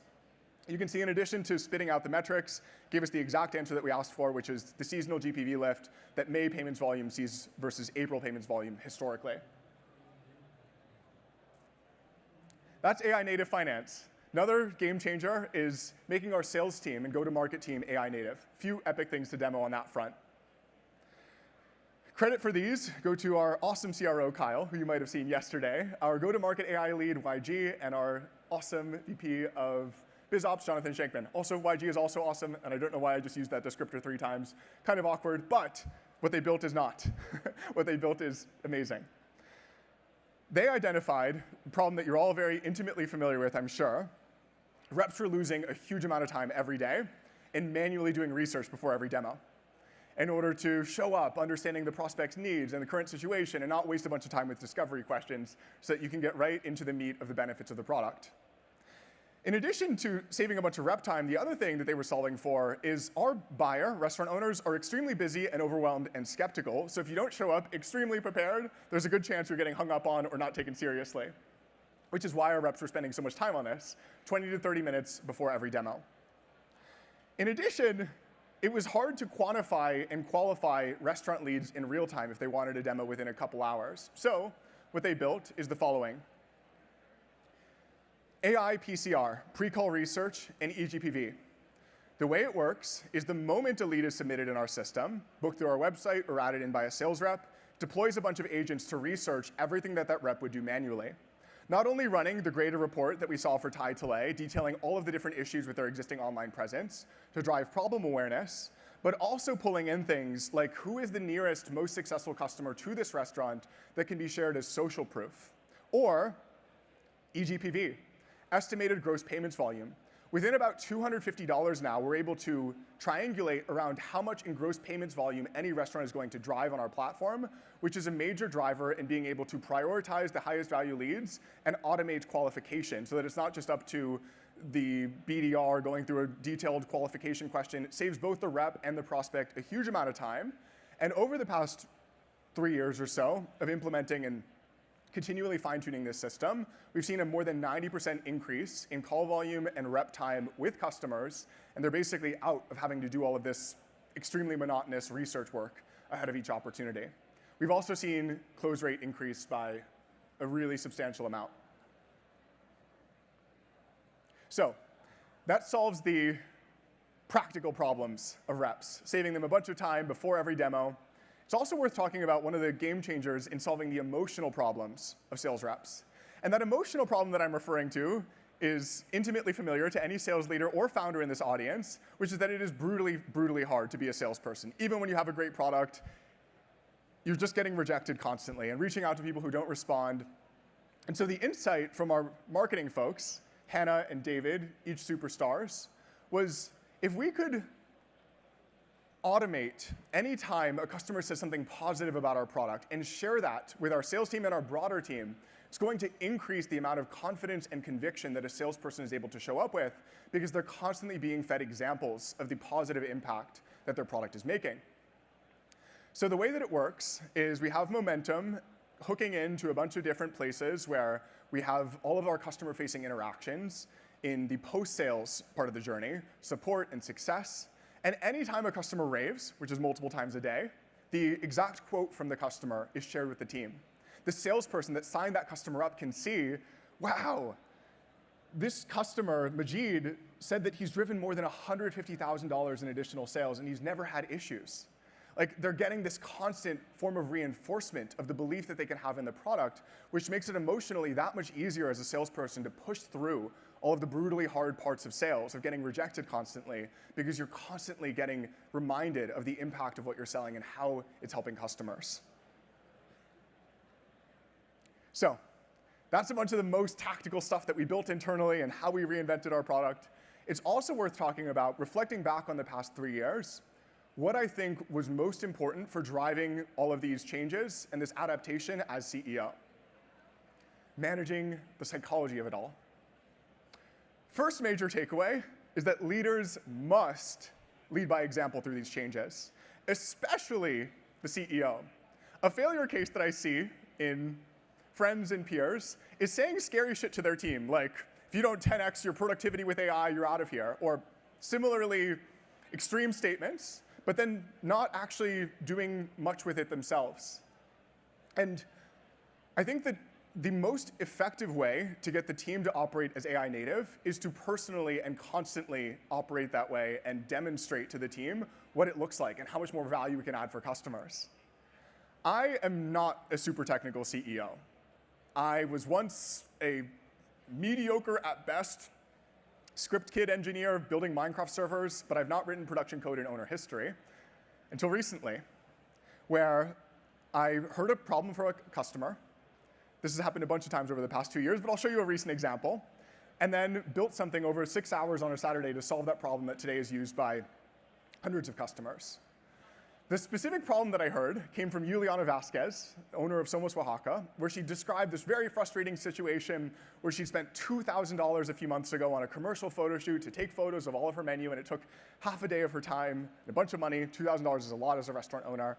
And then she added new items to her menu for spring. And she said, Adam, I feel so embarrassed because I can't afford to get that photographer back here. It's $2,000. And when I upload these new menu items to the owner system with my iPhone photos, they look so unprofessional and bad. And I almost don't even want to add them to my menu at all. Is this something owner can help with? And I said, hold that thought, Juliana. I'll get back to you this weekend. Conversation happened on a Friday. By Saturday afternoon, I had owner photographer built out. Owner photographer enables Juliana and other restaurant owners to upload the image that they want fixed. In this case, it's this blurry iPhone image. This is her real food photo that she wanted help with of tacos. You can see that like the background is kind of blurred out, which blurs out the beans. Doesn't look great compared to all of her other photography. So she uploads that. She selects a style. In this case, we're going to go with the style that that commercial photographer produced. Much nicer plating, better background, higher resolution. And in a matter of less than 30 seconds after clicking Generate Photo, a bunch of models get called under the hood that describe each photo in very precise detail, feed it into Nano Banana with a set of anti-prompts to make sure that the food doesn't look uncanny valley and fake, which is a big problem, so that she goes from having a photo that initially was taken on an iPhone, not a great impression, to a photo that matches the exact style that previously cost her $2,000 and has a much better rate of being added to cart and represents her brand better. Okay, hopefully Nano Banana is not compute constrained in the way that Claude has been lately, and this genuinely takes 20 seconds. It did in all of the practice demos, so let us pray to the live demo gods again. Don't know how being on a hotspot might slow this down, but we will see in a moment. It's a pretty jaw-dropping demo, so I hope it works.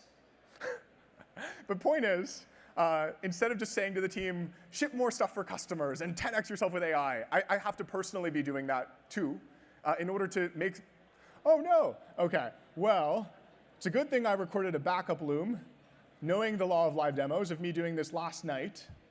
So I'll just take you to the punchline. Went from a photo that looked like that before to a photo that looked like that after, preserving the exact realistic qualities of the before, but also making it perfectly match the style that cost her $2,000 to produce. A lot of leaders are saying things like, adapt or die. If you don't 10x yourself, you're out of here, this type of thing. And I think you have to embrace that through your actions, through the way that you show up, through the way that you personally build. This is one of 5 things that I've personally built in the past 2 months. And lead with that sense of urgency. Don't just say it, but lead with it, and the scary stuff tends not to work. Also, another wrong conclusion that I see is this idea that now that people are so much more leveraged and impactful and efficient, asking their team and themselves the question of, how many fewer people do we need now to execute the original vision? And I think that is the exact wrong conclusion to come to. That the right conclusion is asking ourselves, how much more could we build now? How many more of our customer needs can we meet? And how many more people can help contribute to accelerating what previously would have taken 10 years to build over the next year or two? That more high agency people, more builders, is actually the right answer to come to. And that Jevons paradox, this idea that as a resource becomes more efficient, it becomes rational to use more of that resource, ends up being very true with high agency people. Because AI unlocks the golden era for high agency people. This is the most awesome time to push harder and expand ambition, not to shrink and ask ourselves, how do we do the original plan with fewer people? I think that's a really depressing and wrong conclusion to come to that doesn't take advantage of this opportunity. That bet that we made 3 years ago is one that we are as aggressively as ever doubling down, tripling down, quadrupling down on, even sextupling down on in some ways. It is the most exciting time in history to build. And at Owner, we're just getting started. Thank you.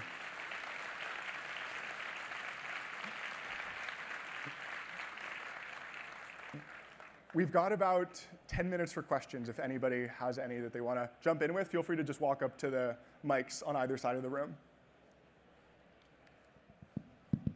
Hey, great presentation and love your energy. Thank you. Quick A lot of question. caffeine this morning. How many attempts you had before you came up with a winning idea? Or did you follow any process to come up with how to pivot to AI? Just to make sure I'm hearing the question, because it's kind of loud with ambient noise, is the question, how many pivots did we have to find the idea? Yeah, how many ideas do you went through to come up with this one winning idea?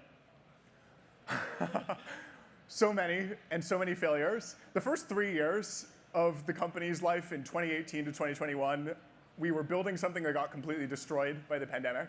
It was this website builder that helped restaurants drive dine-in and reservations and a reservations module, which then in April of 2020 became completely irrelevant. So we had to adapt and rebuild the business around the online ordering thing. And then in terms of the AI transformation, if that's what we're talking about the past 3 years, it was immediate that we came to this conclusion, because the conclusion came from asking ourselves, now that generative AI can do so much of what previously required us to manually intervene for our users, to have an onboarding specialist setting these things up, how much faster can we make the time to value, and how much more effective can we make the product if all of that gets automated? And so it just led us to developing that. The hesitation that we had was not that we didn't think it was going to technically work, but we were hearing from the customers that we'd interviewed in late 2022 and the industry experts, restaurant owners are terrified of AI. They don't want this. If you build this, you're going to alienate your customer base. But it was that conviction that we got at the show that then caused us to go all in on that direction. Thanks. Yep. Good question. OK, you, sir. Yep. Thank you, Adam. 2 questions. First of all, with the AI, it looks like you could do much more right now on the same time. How not to lose the focus? Because you could accept to take the different small parts, but make it enterprise ready. It's not like so easy and inbuilt to the enterprise product? And second topic, how you put your AI cost in your current subscription code, because with the additional AI tools for the customers, you have extra cost. How you put it into your subscriptions? Yeah, excellent questions. Just to repeat them for the audience. First one was, how do we think about the idea of focus and getting great in one area when we're building so many different things for customers and hearing so many different things and probably identifying a bunch of customer needs? And then the second one was, how do we think about pricing all of these AI features, basically? Okay, first one is a very interesting one because I think that the right answer has completely changed over the past 3 years. The right answer previously in the world of SaaS was laser focus, become best in breed, build an amazing product in one specific area, and stay focused there because that is your competitive advantage against bundling. What I think has massively changed is that so many fewer people are required to build excellent products. Like our website builder product goes head on with Squarespace and Wix and basically wins every time. We've already taken thousands of people off of those website builders. And even though they have a team of north of 1,000 engineers working on their website builder, we have a team of 7 on ours.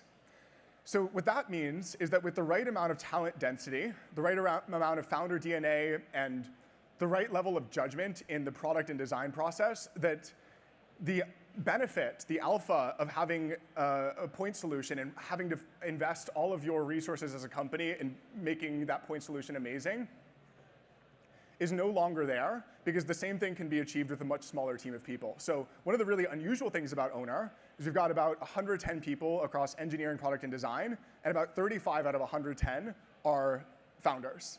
Folks that have founded companies as CEOs and CTOs, in many cases raised millions of dollars, gone through YC. They bring a ton of founder-level intensity and ownership over the parts of the product that they own. And that enables us, as we scale, to appoint these extremely high agency capable founders like Will that you saw there and a bunch of others, to own specific domains with small, elite, talent-dense teams, and to meet more and more of our customer needs. Of course, this eventually, logically, we can't just grow to meet every customer need at the same time. So the way that we think about prioritizing things like enterprise readiness, one of the examples that you cited that could draw our focus, or expanding into other verticals, is that we first have this duty and obligation for the people that we've defined as our ideal customer profile, independent, takeout heavy, small restaurant in the US, to build an amazing product to meet their needs that are related to the problem that we're here to solve, making their first-party ordering and first-party website and guest experience amazing, and that until we are a clear A+ on each dimension of that, we're not going to start doing things like building for the enterprise or expanding into other verticals. And so keeping the team focused on that constraint initially, and then once that constraint is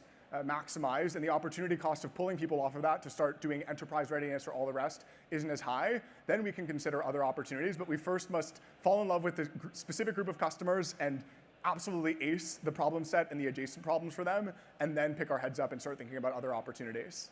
In terms of pricing, many thoughts here. First one is,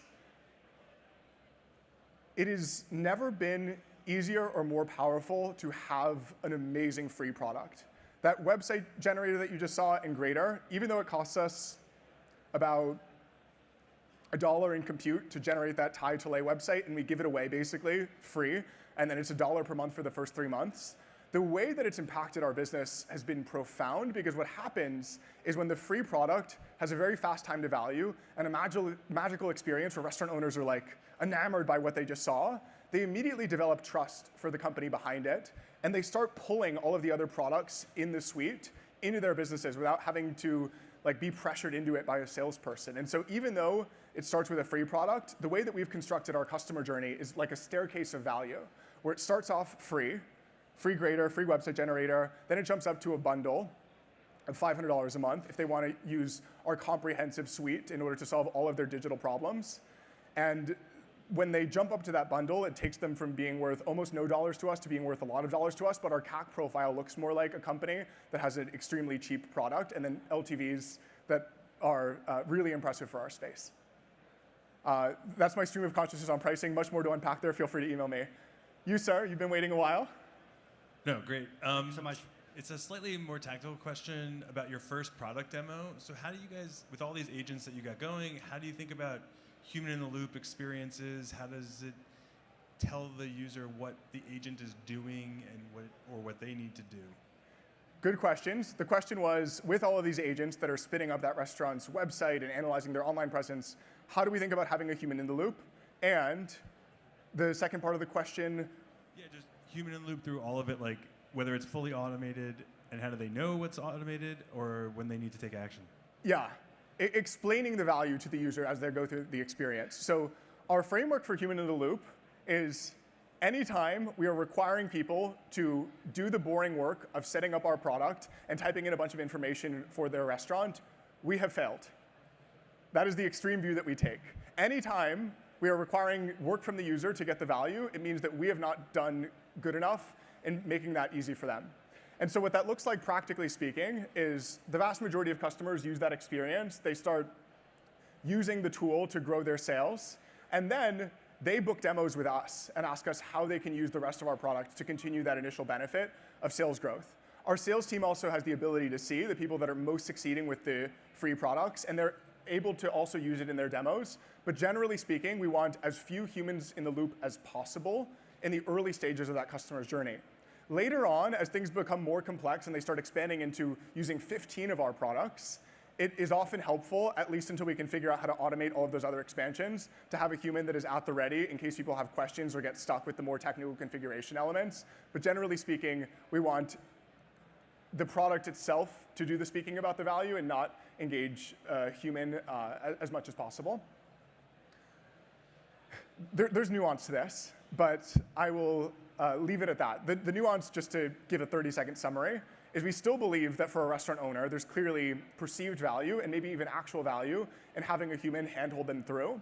And what we're focused on is making it so that instead of being able to launch 100 restaurants per human per month, it could be 1,000 or 10,000 through automating as much as possible and then getting the human focused on the uniquely human work of empathizing with that restaurant owner, being there to work through the more thorny problems that software can't yet automate, and help them activate.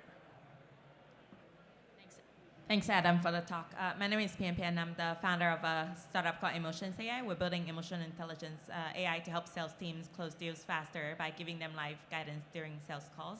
My question is, what do you think is the key driver for you, from the early days to now? You have hundreds of millions of revenue. What's the key driver for the growth over the time, and how much that is product kind of versus sales and marketing and all those? And then second question is, how do you think about kind of focusing on certain verticals like the restaurant versus kind of going more horizontal growth? Yeah, thank you. Yeah, good questions. So question one is looking back, how much weight would I put on any of the different factors that led to our growth in go-to-market versus product? And then question two, sorry, I'm super sleep deprived. Question two is how do you think about kind of focusing on the restaurant? Yes, vertical expansion. Yeah. Okay. The hard part about answering question one is I think it's almost a false binary where it wasn't just the product quality or just the go-to-market folks that we have. I love our go-to-market folks in marketing and sales. They're amazing at what they do. I think both have to be in place to produce it. It's hard to, in retrospect, try and deconstruct what percentage was product quality.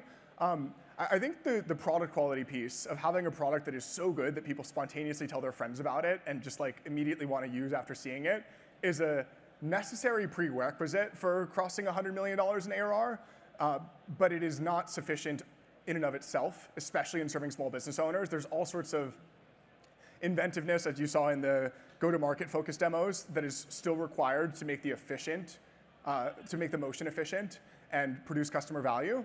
On the question of vertical expansion, eventually owner will power all brick and mortar business owners and how they run, operate, succeed, grow. But in the short term, the opportunity cost of putting people on that and all of the vertically expanded capabilities is too high relative to having them meet more and more restaurant owner needs. And so the answer here is that we're architecting the system and building a system in such a way that has that end in mind. But in the short term, we're focused on absolutely nailing it for restaurants before scaling it into the other brick and mortar business owners. And initially, when people hear this idea, they think Well, don't restaurants have a bunch of unique digital needs that other categories like hair salons and gym owners and all the rest don't? And on the surface, I think that seems to be the case, but then when you deconstruct what it is that these restaurant owners need versus what a hair salon needs, they all need an amazing website that drives new customer discovery and conversion rate. They all need the equivalent of reservations. In restaurants, it's called reservations. In hair salons, it's appointments, but basically the same thing with a few nuances. They all need CRM, marketing automation, brand mobile app generation, reputation management, and all the other elements. And so as long as we architect with that end in mind, eventually we'll be able to achieve it. Last question. You mentioned Nano Banana. What other tools did you find useful as a CEO or founder? Oh, where do I begin? With the risk of stating the obvious, Opus 4.5 was an absolute game changer for us. It has dramatically accelerated velocity since about December of last year. Other non-conventional tools, one of the most underrated things that I've done is using the custom GPT feature within ChatGPT for advising me as a CEO through some of the things where I don't immediately have the right scale instincts. And what that specifically looks like is I've got a bunch of different coaches set up that ingest my favorite books on things like management from folks that I have learned a lot from on this front. That has the book of Scaling People by Claire Hughes Johnson and Frank Slootman's Amp It Up and a bunch of other books that I've learned a lot from. And so then anytime I'm thinking through a management issue, I ask my AI board of advisors that have ingested all of their content and done a bunch of deep research and have all of the right context to basically, in the voice of Frank Slootman or Claire Hughes Johnson or any of the other folks that are in there, Ben Horowitz, advise me on how they would make this decision and cite your specific sources of reasoning so that I'm able to, as I'm thinking through issues, get immediate feedback on, based on the external resources of these people, how would they solve the problem? And I've got a similar one for broader leadership, product, and a bunch of other areas where I'm constantly learning through interrogating this custom GPT that has all of the right context in. Bunch of others that I could cite, but feel free to email me. Thank you. Oh, I'm seeing the please wrap it up. I'm sorry, adam@owner.com. Feel free to email me your questions. Really appreciate you all taking the time and hope this was helpful.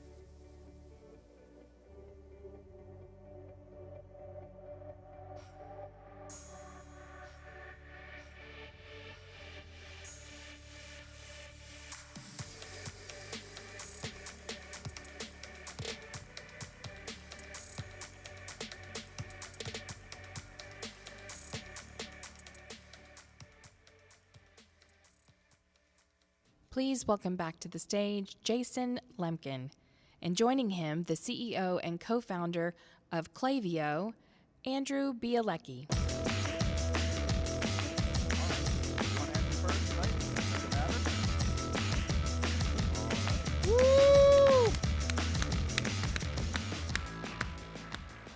All right, guys, I'm just going to join as the maybe help moderate this. If you guys don't know Andrew Bielecki or Klaviyo, well, Andrew will describe it, but far and away, one of the most successful players in B2B for e-commerce, number one in the Shopify ecosystem, IPO'd. Boy, you were like the first IPO after the death of the 2021 era, right? Something like that? Were you the first one to go public? Yeah, there were like maybe like 2 or 3 of us in that like 2023 cohort. Yep. Almost nobody, right? Incredible rocket ship. I should know the metrics cold today, 1.4 billion in revenue or something like that. And kind of, for those of you that don't know, Klaviyo really dominated marketing for e-commerce. And this is probably, if you don't know Klaviyo, I'm going to be overly simplistic, but it is HubSpot and more for e-commerce.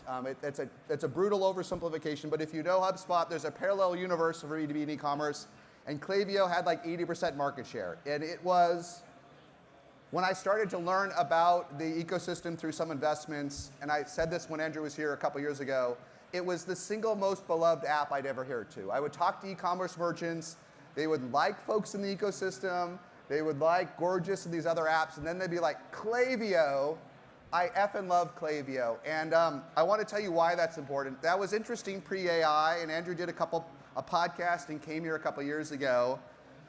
And the pre-AI aha moment was, and I didn't learn this till Andrew was here before, is one reason they loved it is it worked for marketing. But Andrew and his team had what now is maybe a Captain Obvious insight. Instead of logging into Klaviyo and seeing how many marketing opens you had and how many sends, it was able to connect with your cart and Shopify to other data and say, not only did you send 11,000 emails, this campaign made you $18,372. And if you look on social media or on LinkedIn, you'll still people showing screenshots of Klaviyo, not showing email sends, but how much money that made. So that changed the industry. They destroyed the competition. Everyone loved it. It wasn't that expensive, so everyone used it. Couldn't do much better. Now we're in an AI world. So now Andrew's got to rethink owning this pre-AI, the magic of email being dollars, and I want to learn what he's doing because in some ways you probably have to remake the whole company, right? Yeah. Yeah. Is that helpful? Is that a good summary? Did I miss anything? Totally, yeah. All right, so if you don't know Klaviyo, the best way, like Jason said, the best way I think about it is like traditional CRM, when I was growing up around 2010, 2012 when we started Klaviyo, CRM meant like you were really like for sales teams.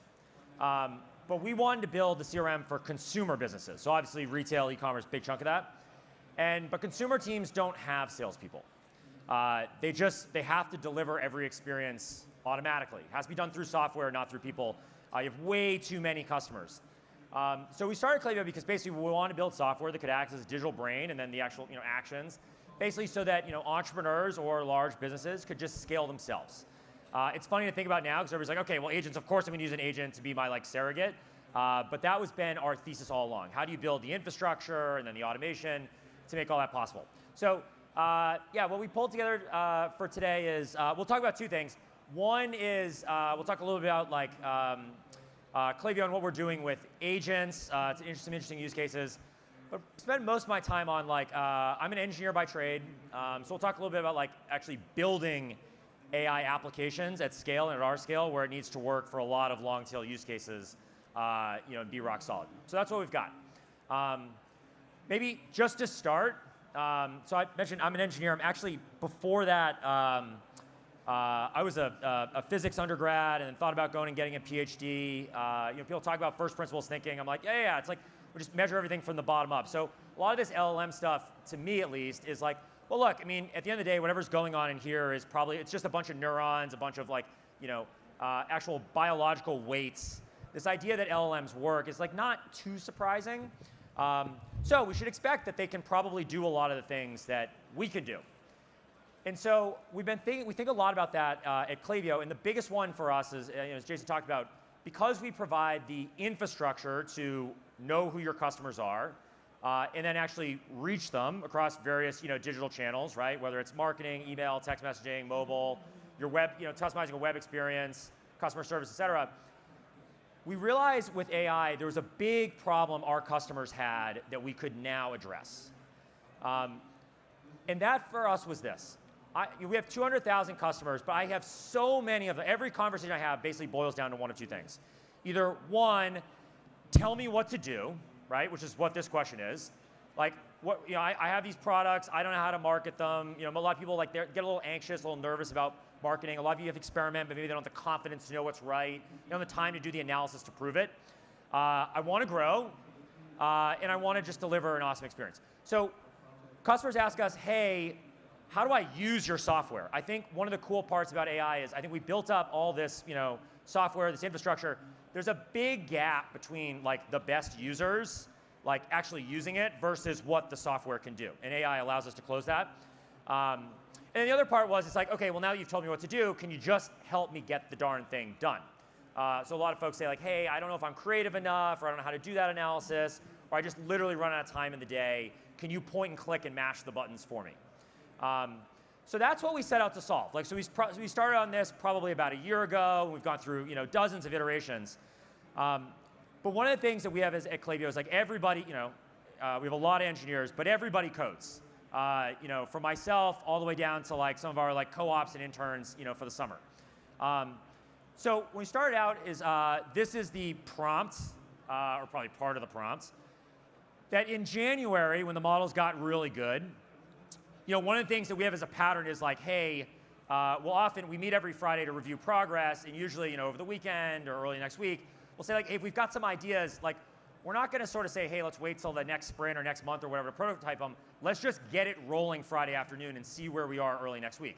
So one of the things we tried out was we had first built an agent that was using a lot of the state machine type of architecture, but we wanted to move to something that was just more open-ended. A lot of us are building agents now where you just give it a bunch of tools, give it some guidance, and let it rip. So that Friday night, I said, all right, well, let's see how far we can get. And fired up our first prompts. And so I want to show you a couple of the lessons and tricks and techniques that we've been using to make stuff like this actually work. Because it's pretty easy to build a proof of concept, but how you actually get it into production. So a couple of lessons from us, right? One of the first ones is that getting the agent going is pretty easy, but figuring out where it gets stuck is hard. We've all seen some of the examples of hey, it accidentally dropped my database, et cetera. One of the things we've done inside of Klaviyo is we've architected it, our agent environment, so that it has very tight access to various tools and controls in terms of what it's allowed to build on our infrastructure, and then good sandboxing staging environments so that hey, you can build up prototypes, them, ship them live so that we can actually look at them, but we don't risk any of our internal infrastructure. So we don't have any of these 9-second failures. The other thing is that well, demoing it is good. We talk a lot about this, this meme here of hey, start out, draw me a couple circles, and then just draw the rest of the owl. Well, that's actually quite hard. And this gap is something we obsess about, is this prototype to how you get it all the way to completion. How do we make sure that at our scale, when we're dealing with 200,000 customers around the world, multiple languages, very different kind of workloads, businesses that might have 100 customers or 100 million customers, how do we make sure that it scales for all of them and then it's going to be performant? This is one of the things where we've actually written agents that I'll show you in a second that once you go past prototyping, will actually validate the actual software, and then will run load tests for us so we can figure out where things are going to fail at scale. So one of the things that we've done is we've taken the entire software tool chain, right? Things I'm used to doing by hand, one by one by one, is once we've got a prototype, whether it's testing, load testing, testing against various edge cases, thinking about hey, what are the features or the functionality that we're likely to need next? How do we then build an agent that can plug into our agent loop to then go run all of those tasks?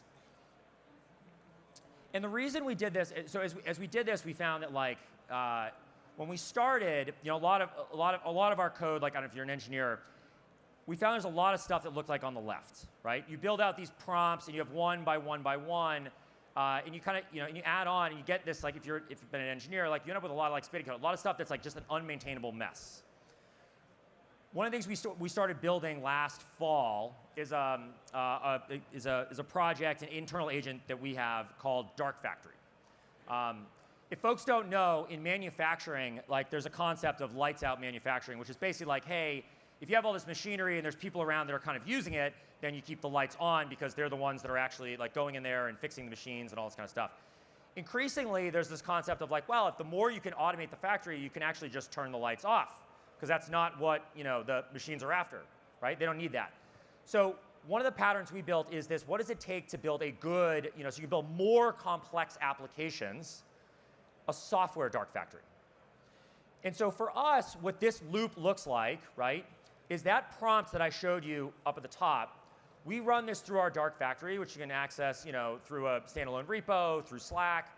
You give it a prompt, and what it will do is it will take that, it'll write out, like it'll be the PM for you. It'll break it out into a whole bunch of different specifications. It'll then break that down it'll decompose the problem into various engineering subsystems. It'll write actual contractual API interfaces between those systems. So for our example, for our composer agent, which is this one that solves the what should I do next for marketing, it breaks down into an agent that can design, do creative, pulling from Canva and Figma and your assets.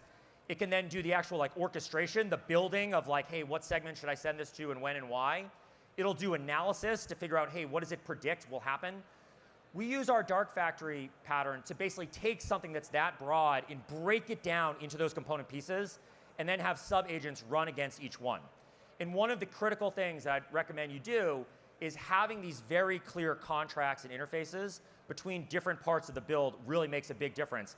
And so as we call this pattern now, we have like, in some cases, we're able to run, for the whole weekend on projects where we're prototyping something as big as this agent. We're saying, hey, here's a new architecture we want you to go after, decompose it, and then when it comes time for us to actually human review the code, which we obviously still do, it's actually a lot easier because the system is not this big tangled mess. It's nicely laid out, right? And it's been done by now agents at scale. So that's our pattern for building and how we did Composer. And then with that, that first prototype I mentioned in January, we built this more free-form agent that could do all sorts of stuff: analysis, creative, design. And now that's what we've shipped to our customers. And that first prototype took a weekend to run and build through our dark factory pattern.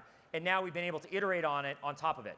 And so now we use this when we're building, really, it doesn't matter whether we're building agents or some of the core infrastructure of Klaviyo.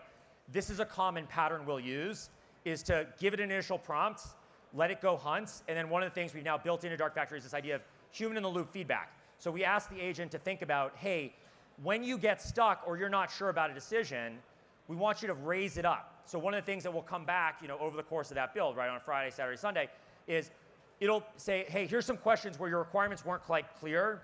I need you to specify it harder, right? So instead of doing this all in one, like kind of plan mode where everything comes up front, we actually break that apart where you get these kind of repetitive little questions, over the course of like a couple of hours or a couple of days, depending on the size of the build.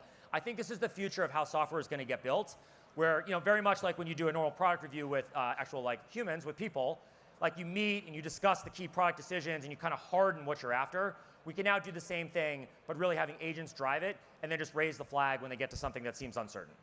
All right? One other lesson we've learned from building our marketing analysis composer, run your business agent, is we're a Boston-based company, so we're big fans of this guy, Tom Brady, also a San Mateo native. I think one of the things that's happened with LLMs, we're now very firmly in this world of like, hey, it's all about building the software that goes around the core LLM, the harness as we talk about it.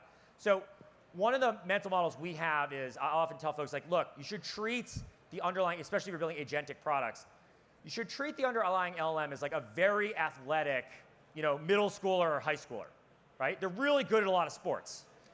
But if you want to make them great at one thing, so for Tom Brady, it's funny, he got drafted to go play baseball to the now defunct, Montreal Expos, so he might have had a great career there.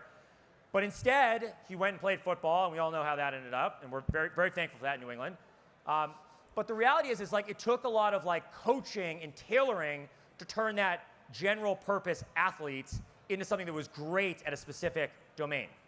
And so one of the things that we've built into our marketing agent composer to help differentiate, help it stand out, help it be really good at the sport that it's playing, is we've given it a feed of data, like real-time data of what's happening between all of the businesses and consumers across the globe that Klaviyo can see. And what's cool is we make this analogy that, so like for Tom, is probably like, look, for him to be a great football player, he needs great coaches. People that would put him through, show him film of maybe Joe Montana and some of his idols, but also put him through his paces of like, these are the kinds of drills you need to run to be a great quarterback.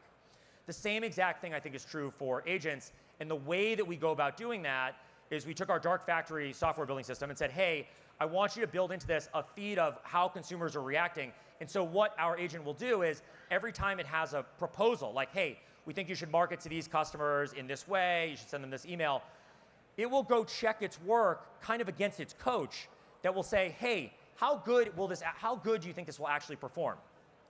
And that kind of, a little bit like coaching agents will give it feedback. It'll give it a numerical score of, hey, here's how much engagement or revenue, what kind of outcomes will this produce? And then also give it some feedback on how it can tune and optimize. And we found that like when you combine these two things, that's what really makes like an agent harness really special at a particular task, training that general purpose LLM to be better at the domain-specific sport that it's playing. And finally, I got two more things. One, we are a very big believer as you're building agent products. So one, you should use agents and teams of agents to build agents. Two, use that LLM harness as like a general purpose good athlete. Three is this new category on top. What we refer to inside of Klaviyo is this like autonomy layer where all the agents live, where intelligence is the unit. All of what we tend to think of as software, I now think of as its infrastructure. It's just a means to an end. So if you built some amazing UI, that's great. Like there are a lot of humans that will still use that, some AIs. But the reality is like headless is now the default. And so, in Klaviyo's case, we look at ourselves as like we're the database for all of your consumer data. We know everything about your consumers. We then provide the infrastructure on top of that to market and message to them. The opportunity that agents provide is then to be that actual like intelligence on top. So all those customers of ours that come and say, hey, I know Klaviyo is a great product, but I actually, as good as it is, I don't know how to use it optimally. We're now populating that intelligence layer with our composer agents so that it can interact with our customers. It can actually teach them or even do their work. And we think that's going to be the future of, frankly, like how marketing and just consumer experiences in general are delivered. It's going to be much less like each of us deciding every single decision and more, hey, having really good agents that will bring to us a feed of, hey, here's the campaigns you should run next. Here's the experiments I ran last week. These ones worked. I'm going to keep doing those. These ones I'm going to throw away. All of that's going to get automated and happen at much larger scale. Last thing, a mental model that we have when you're building, agents and infrastructure for them. So we think about Klaviyo and like all the stuff that we've built around data, marketing, customer service. One of the things we found from our users that are leveraging our composer agent is normally in software you have this like power law of like how good your users are at your products. You got a couple of really advanced users, maybe you put them like on a customer panel together, you bring them in, they're really the ones pushing the limits. But then you have a lot of users that are novices. And that's no different for Klaviyo, right? We work with a lot of businesses where people have maybe an hour to a week to use our software, and that's it. They just don't have the time and the bandwidth to get super advanced, no matter how good our software is.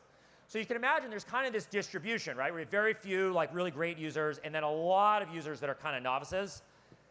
Agents change that entirely. With agents, they go straight to the most advanced users, and we actually think sit to the like right of them. All the agents from day one are power users. And so it's a different way of thinking about building the underlying infrastructure of, of what is your software. So I'll give you two practical things that we think a lot about. One is this idea of needing to onboard users. We just don't worry about that as much. Because agents will onboard automatically. If there's good enough documentation, they'll reason through it. And then obviously, like, we'll give them some hinting. That's what we do to Composer of, here's some guidelines of like general marketing best practices. But onboarding actually matters less because these agents will go 0 to 60 much faster. The second thing is because they'll push the limits so much, we've actually started asking the agents we built, what functionality is holding you back? And I'll give you like a very concrete example here, right? In the world of email, there was probably about 10 years ago, maybe 7, 8, 9, 10 years ago, there was this big push to make email more interactive. It's something that I've cared about for a long time. Why is it that if you want to buy something that you see in a message, you can't just buy it straight from from your email client, right? Now we're limited by what email clients provide, et cetera. So there's a big push to make email more interactive. Google has a big push, AMP, all this kind of stuff. Well, turns out, while Google released this AMP specification for email, and it's out there and you can use it, a lot of people didn't know how to build for it, because now you're effectively building a web app inside of this email payload. So for a long time, we're like, man, this is kind of tough, and we'd give people basically just a raw HTML editor, but very few people could figure it out. Almost on day one, our composer agent figured out, they're like, hey, if I want better conversion, I can make this email more interactive. I can include some carousels of product imagery. I can make it more dynamic. I can include some JavaScript calls, all this kind of calls back to some end servers. I can do all of that. But hey, Klaviyo, we have a problem. I'm missing some APIs that would allow me to edit, and specify my content according to the AMP spec. Can you fix that for me?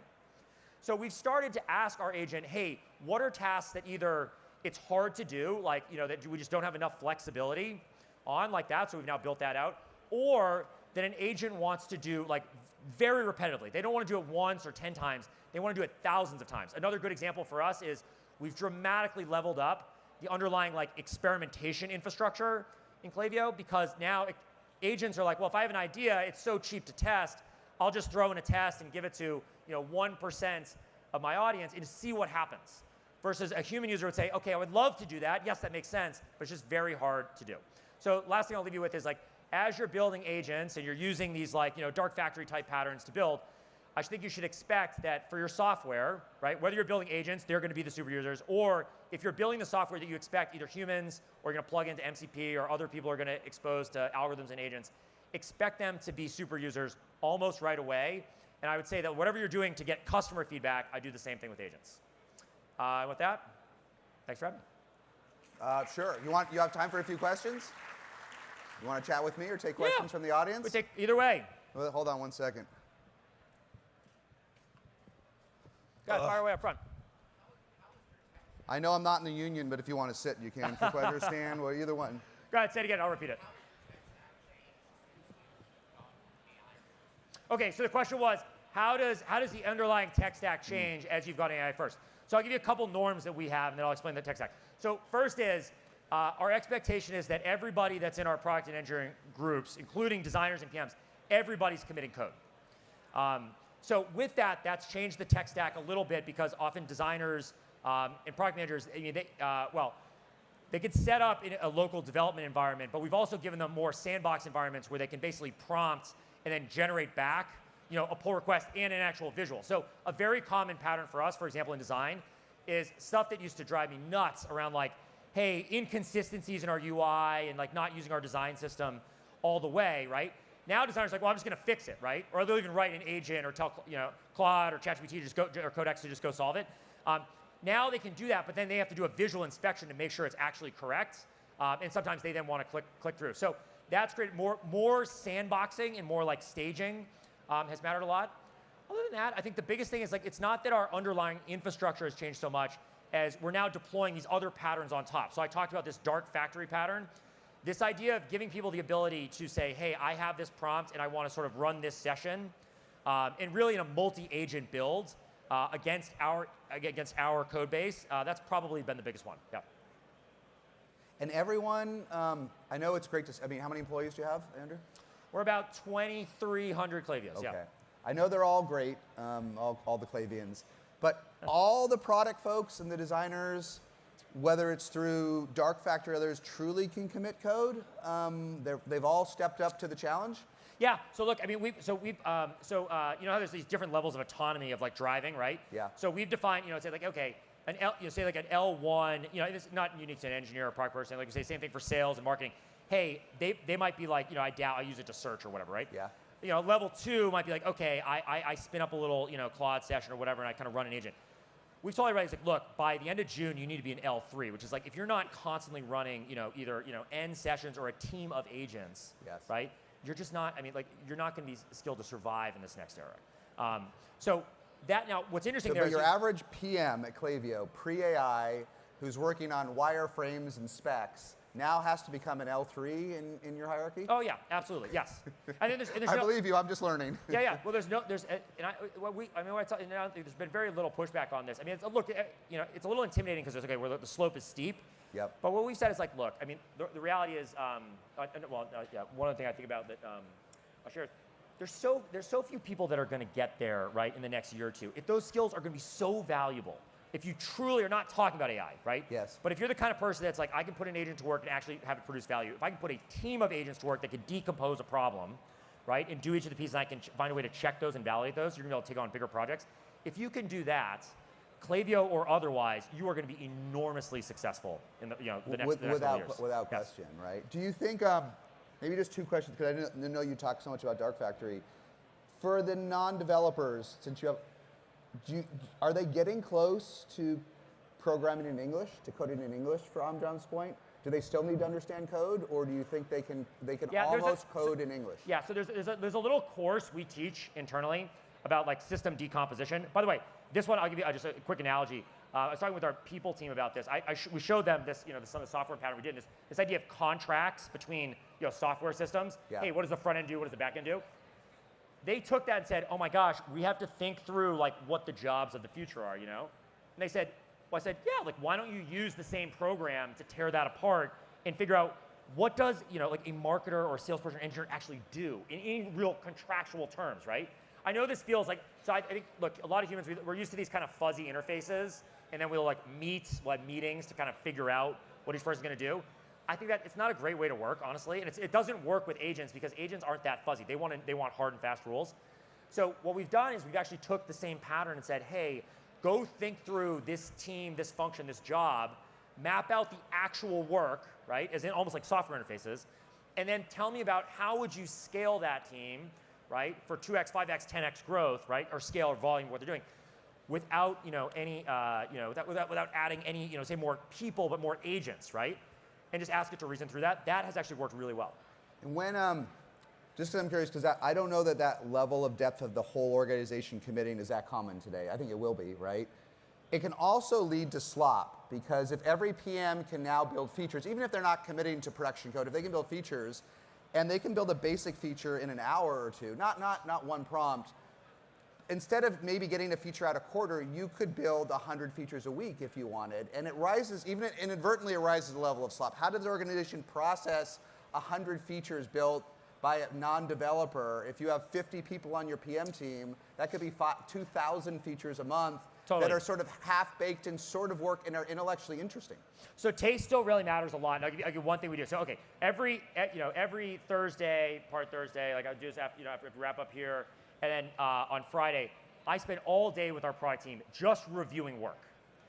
And so one of the common patterns that we found is like for folks that are new, they're like, okay, well gosh, like what kinds of feedback are you going to have? And so one of the we used to write this down, but then sometimes you'll read it, or oh man, we didn't update this, the kind of the guidelines change or whatever. I took all the like crits, all the like feedback that we'd given over the last couple of years, right? That these like whether Zoom meetings or raw notes or all this kind of stuff, we just dumped it in a database, right? Gave it to an agent and said like, look, from here on out, before we even get to those reviews, here's what's good, here's what's worked, here's what won't. And so that has helped us, like when people have ideas, because there's an explosion of ideas, and that's great. They're not all worthy of shipping. What we've said is like, hey, this needs to pass this bar. And by the way, if you think there's something wrong with our rule set or feedback, like push back on it, right? We found that actually that cuts down on a lot of stuff really quickly in terms of like, yeah, it's kind of a good idea, but it doesn't meet certain conditions. And then obviously now we have a team that's like are actually pushing back on our first principles of like, hey, what makes a great product? I think in the future, like, look, we're going to be able to give agents the idea, I think taste matters. I think we can codify taste too, of our product should work this way, it should feel this way, these are the outcomes we're after. The trick for us is that decomposition is like, can you have it explain its work, and then for now we have to train it up on like, okay, where there's logical, failures. And and then I want to just talk briefly, and then we can take a few questions before we run out of time. I want to talk about your customer agent next, but since you've sort of built Dark Factory in-house, right? Maybe just two questions. How do you encompass that taste organizational wild? Do you have an organizational wild memory? Do you have guidelines, like Klaviyo guidelines for product development? How do you do that? And why are you going to maintain it in-house? Is it worth maintaining Dark Factory in-house versus finding a replacement? Because the rate of change is so fast and you have to maintain it. Totally. Right? So look, this idea of, I think obviously like our taste, yes, now lives in this like database, which, instead of it being institutional knowledge, it's where it's like you know it or I know it, like that's kind of silly. And I also say it's like, look, well, it's, well, I have a lot of input into it. It's a living, breathing thing. We'll work on it together. So that now having agent interface on that is a big plus up because now more people can access it. It's not like, oh, I wasn't there for that or I missed that or whatever. Now in terms of the software pattern, like, look, our belief is the gains are going to go to companies that can stay on the bleeding edge. And the bleeding edge is hard because you have to invent a lot of stuff, figure out the patterns. I tell you, for us, like I think this team of agents pattern obviously exists. It's going to get more codified. We're going to keep investing in that until we see some other kind of open source or other product that we think can really do this well. But as I go back to this, like the idea of this LLM as like kind of this very smart, or very good athlete, I think a lot of these patterns that we're building around it are just leveraging things that the labs, are building into the models, but you still have to build around it. And that part they may build, but also like it could just as easily be somebody outside of the labs. Yeah. Yep. All right, let me just switch gears for folks. So that was super cool. I didn't even know we'd talk about internal. On your customer-facing agent, just help me. So you said you don't really need to train the customer agent, right? So let me just learn from that. When a lot of the folks that have agentic products here in GTM, if you don't have an FDE or an SE, it sucks, okay? Point one. Point two, when I watch what Zendesk has said, which is adjacent, right? Basically what Zendesk has said, and it's an older platform, their self-service agent for support, it can get about 20% of the way there. But to do what Zendesk needs, to get to 80 plus, you need FDEs and humans. So how does that tie to the fact that for your SMB customer base, where you can't even afford FDEs and SEs anyway, yes. How do you actually make the agent great? Yeah. Okay, so for Klaviyo, we talked a little bit about, the prompt I showed you in that product is, we think of it as our inside agent. It helps you run your business. Our composer agent helps you do marketing, understand your customers. Then Jason's talking about, we also have this outside agent. It's an agent that's digital representative of your business to the world. I think these are going to be they're the future of like how consumers and businesses are going to interact. I think in the future we're going to have these customer agents that actually act as like a proto web server where it's like you just query into it or you visit a URL, you provide some context, and it will just render output HTML based on who you are, what you want to see, right? So we're very much far down this path. So I think this idea of like these customer agents as purely for customer service is way too narrow. Now, one of our beliefs here, though, is like, look, I remember growing up in the late 90s and GeoCities, and then building my first websites in the early 2000s. This is all like, doing. I remember seeing WordPress and be like, wow, this is magic because I don't have to code HTML anymore. And then obviously you see the great website builders we have today. The reality is agents are going to come into our lives, like for every business, much faster than I think we're going to be able to build up a population of people that know how to build them. Because agents are they're more technical. We're talking about things like tools and API access and all this stuff. And as Jason said, we've got, look, it's not even, we have some very, very, very talented, small businesses, very technical, founders or owners of those businesses. Even for them, they're like, look, I don't have time. I'm not going to be bleeding edge on this stuff. Our team stays up, whatever, nights and weekends just to stay on top of all the latest things that you can do with the models. So our firm belief is that like the way we get to, by the end of this year, I think most businesses are going to have their own agent they deploy either on their website or behind a phone number or through email or to ChatGPT or Claude that you can just access.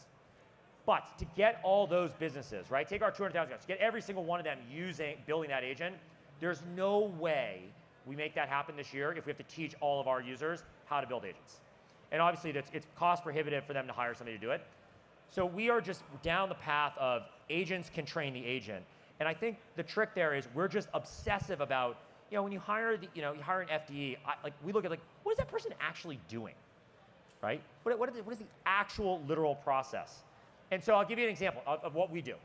we take, we can take a feed, right, and we can synthetically generate this if we have to, of all the different kinds of cases and experiences or conversations, right, that somebody might have with an agent that represents a business. We can take a real feed, we can generate a synthetic one. We then classify that into various use cases. We take a couple representative examples. We then give an agent that has full access to our platform, because it's all API based, right? And we say, great, I want you to train up this agent, right? Here's an eval, here's a use case. Don't stop, little Ralph loop, don't stop until this comes back and it works.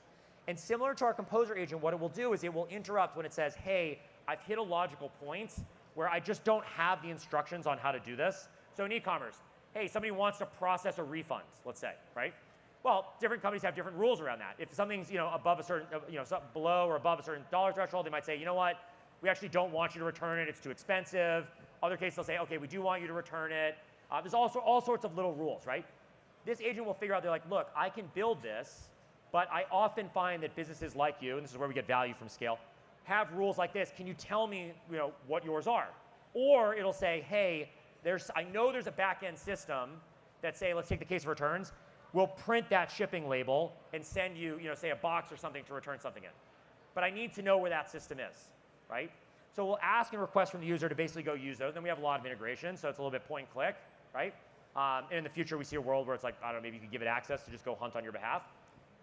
We're already seeing great success with this, where we can, take a standard business and, find, 5, 10 use cases, have the agent train itself up, prove that it works, and then what we deliver to customers is we say, okay, we built you this agent, we took all of your use cases, and hey, it's already at a 50, 60, 70% resolution rate. That changes the game. I think a lot of these agent products, this idea of like, you go through a demo and then you decide you're going to implement it. There's a lot of deciding, you don't get to trial it really. It's all going away. I think for a lot of agents, if you can't try that product out of the gates and it requires some implementation, you're dead on arrival. And so for both of our agents, both Composer and our custom agent product, we think that's like, no, the wow experience day one should be you get to use it, see it working, and then you can either immediately turn it on, and then obviously you can optimize it and tailor it to your own needs. All right, I got one more before I lose you, but I think we've got one here from the audience. Yep. It might be better than mine. Test. We're here. Hey, yeah, so super interesting talk. I have a practical question for you, if I could get your advice for a moment here.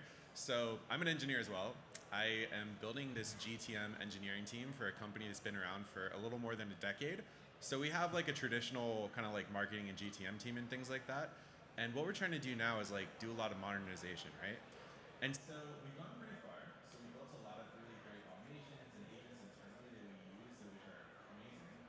But we're now getting to what I would consider to be like the really complex part, which is we basically have like this fork in the road. We can go one of two directions. So one direction is we can spend a lot of time building harnesses, kind of like I think what you're talking about with Dark Factory, where you get a lot of your non-developer employees to meaningfully contribute to product and roadmap.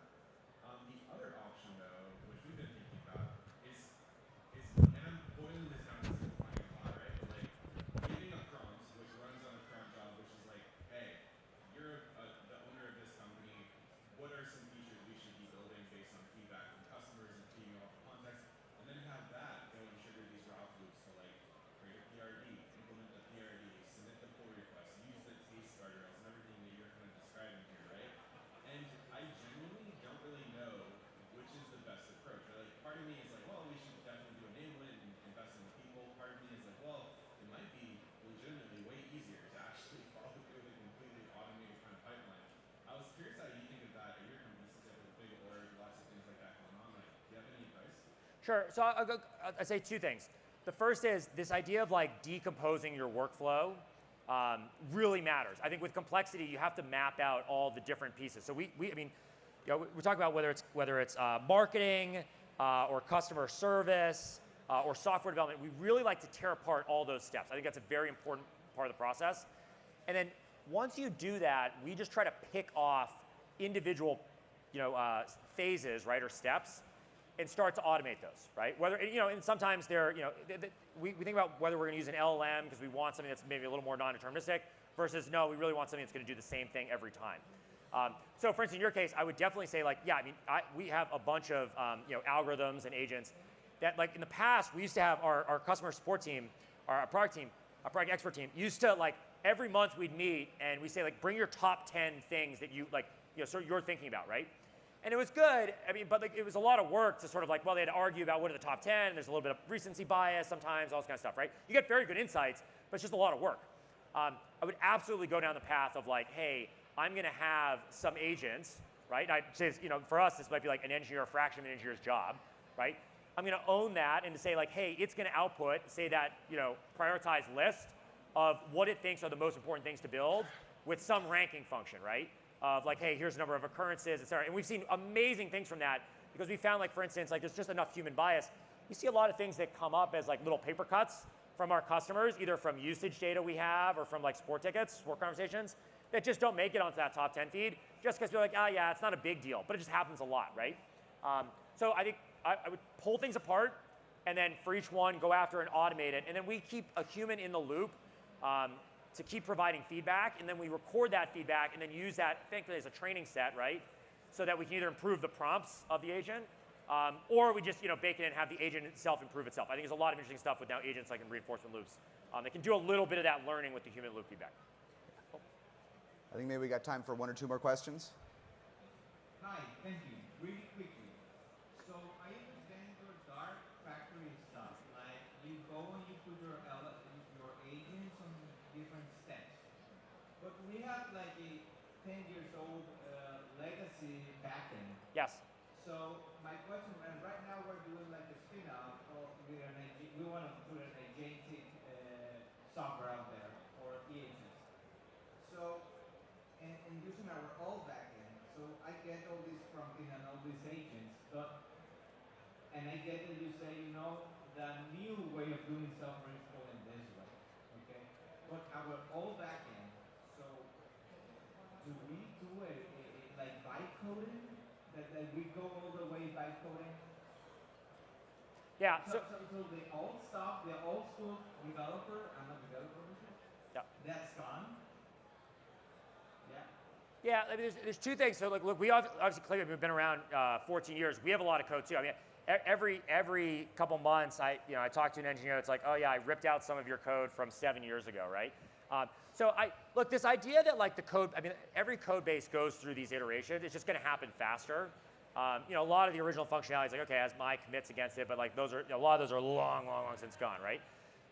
I think now the pace at which the code that just represents the functionality changes is going to go faster and faster. There's two things we do to sort of like prevent the kind of spaghetti, like a mess, right? Because that's every engineer's worst fear is there's going to be some bug. They're going to look at this and be like, oh my God, it's just a big rat's nest of stuff I have to untangle. So two things we do to solve that. One is this idea of like, a little bit like a factory floor. If you nicely lay out all the components and you force an AI to think through that, that's very important. It makes a lot of the, issues, bugs, the kinds of things that are always going to come up in software a lot more shallow and easier to debug. So that's a very important step, and that's one of the things I think, that's why I think these patterns like dark factory are going to matter. Because everybody, look, you're using a prompt to build something.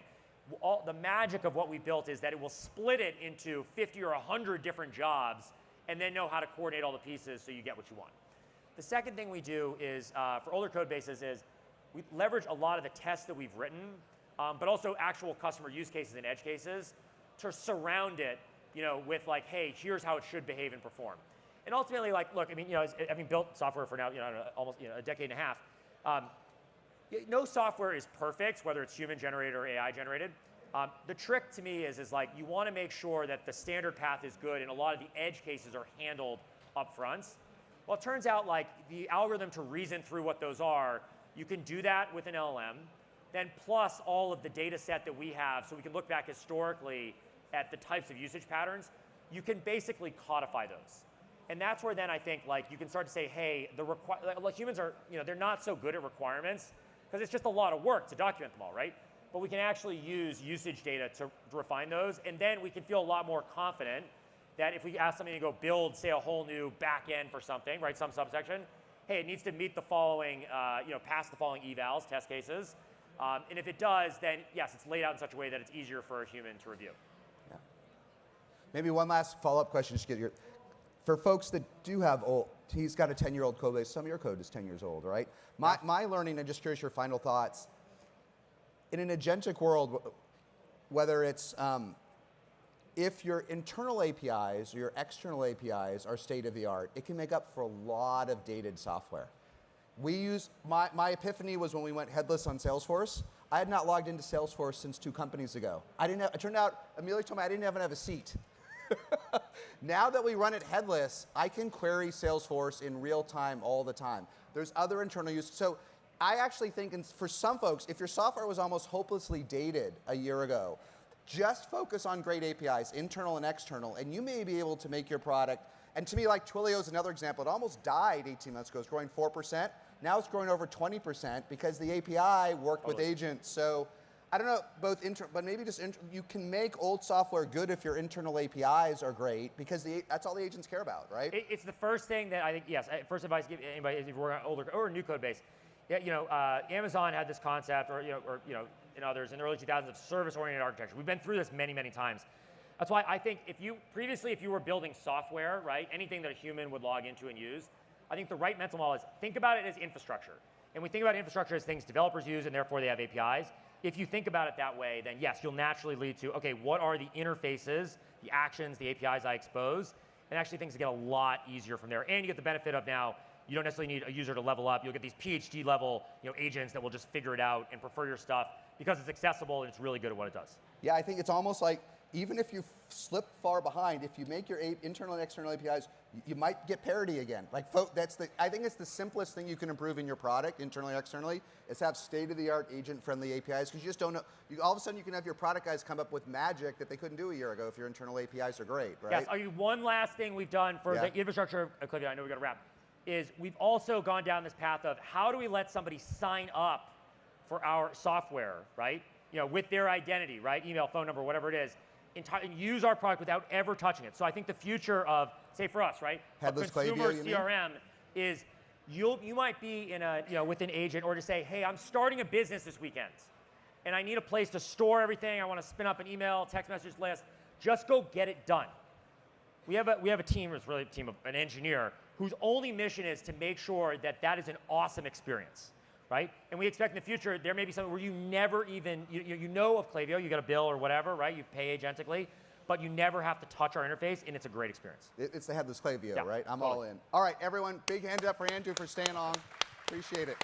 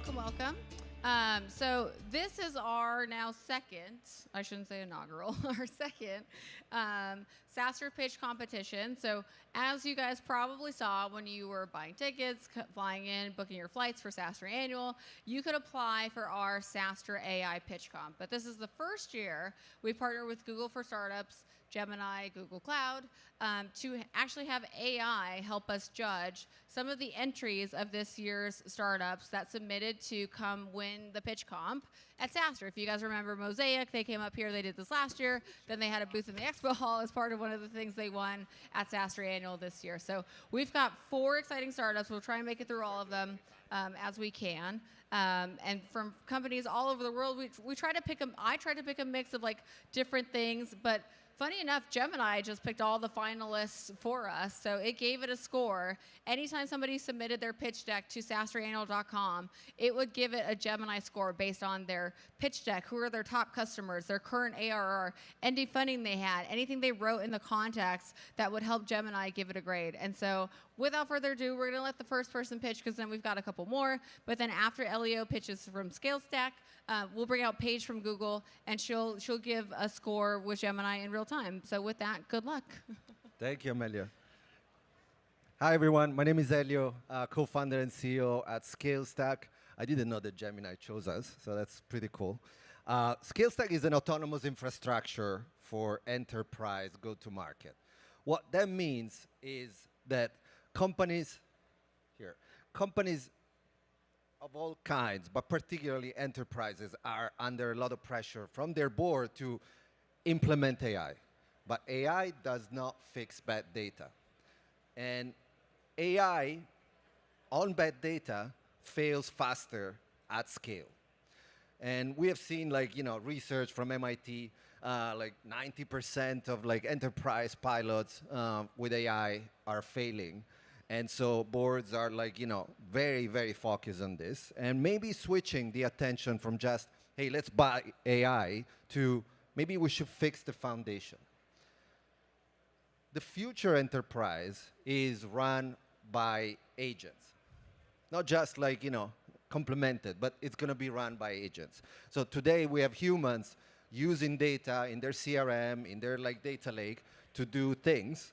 Agents will just dramatically scale the need for good, reliable data. And that foundational infrastructure to provision humans and agents with good data does not exist. And we are building it. These are actual customers of ScaleStack that have implemented this infrastructural component in between the data layer. Think about the CRM data, data that you buy, data out in the public web, and the activation layer. So the layer where humans or agents are using this data. It can be Gong, it can be CRM, it can be SalesLoft, Outreach, etc.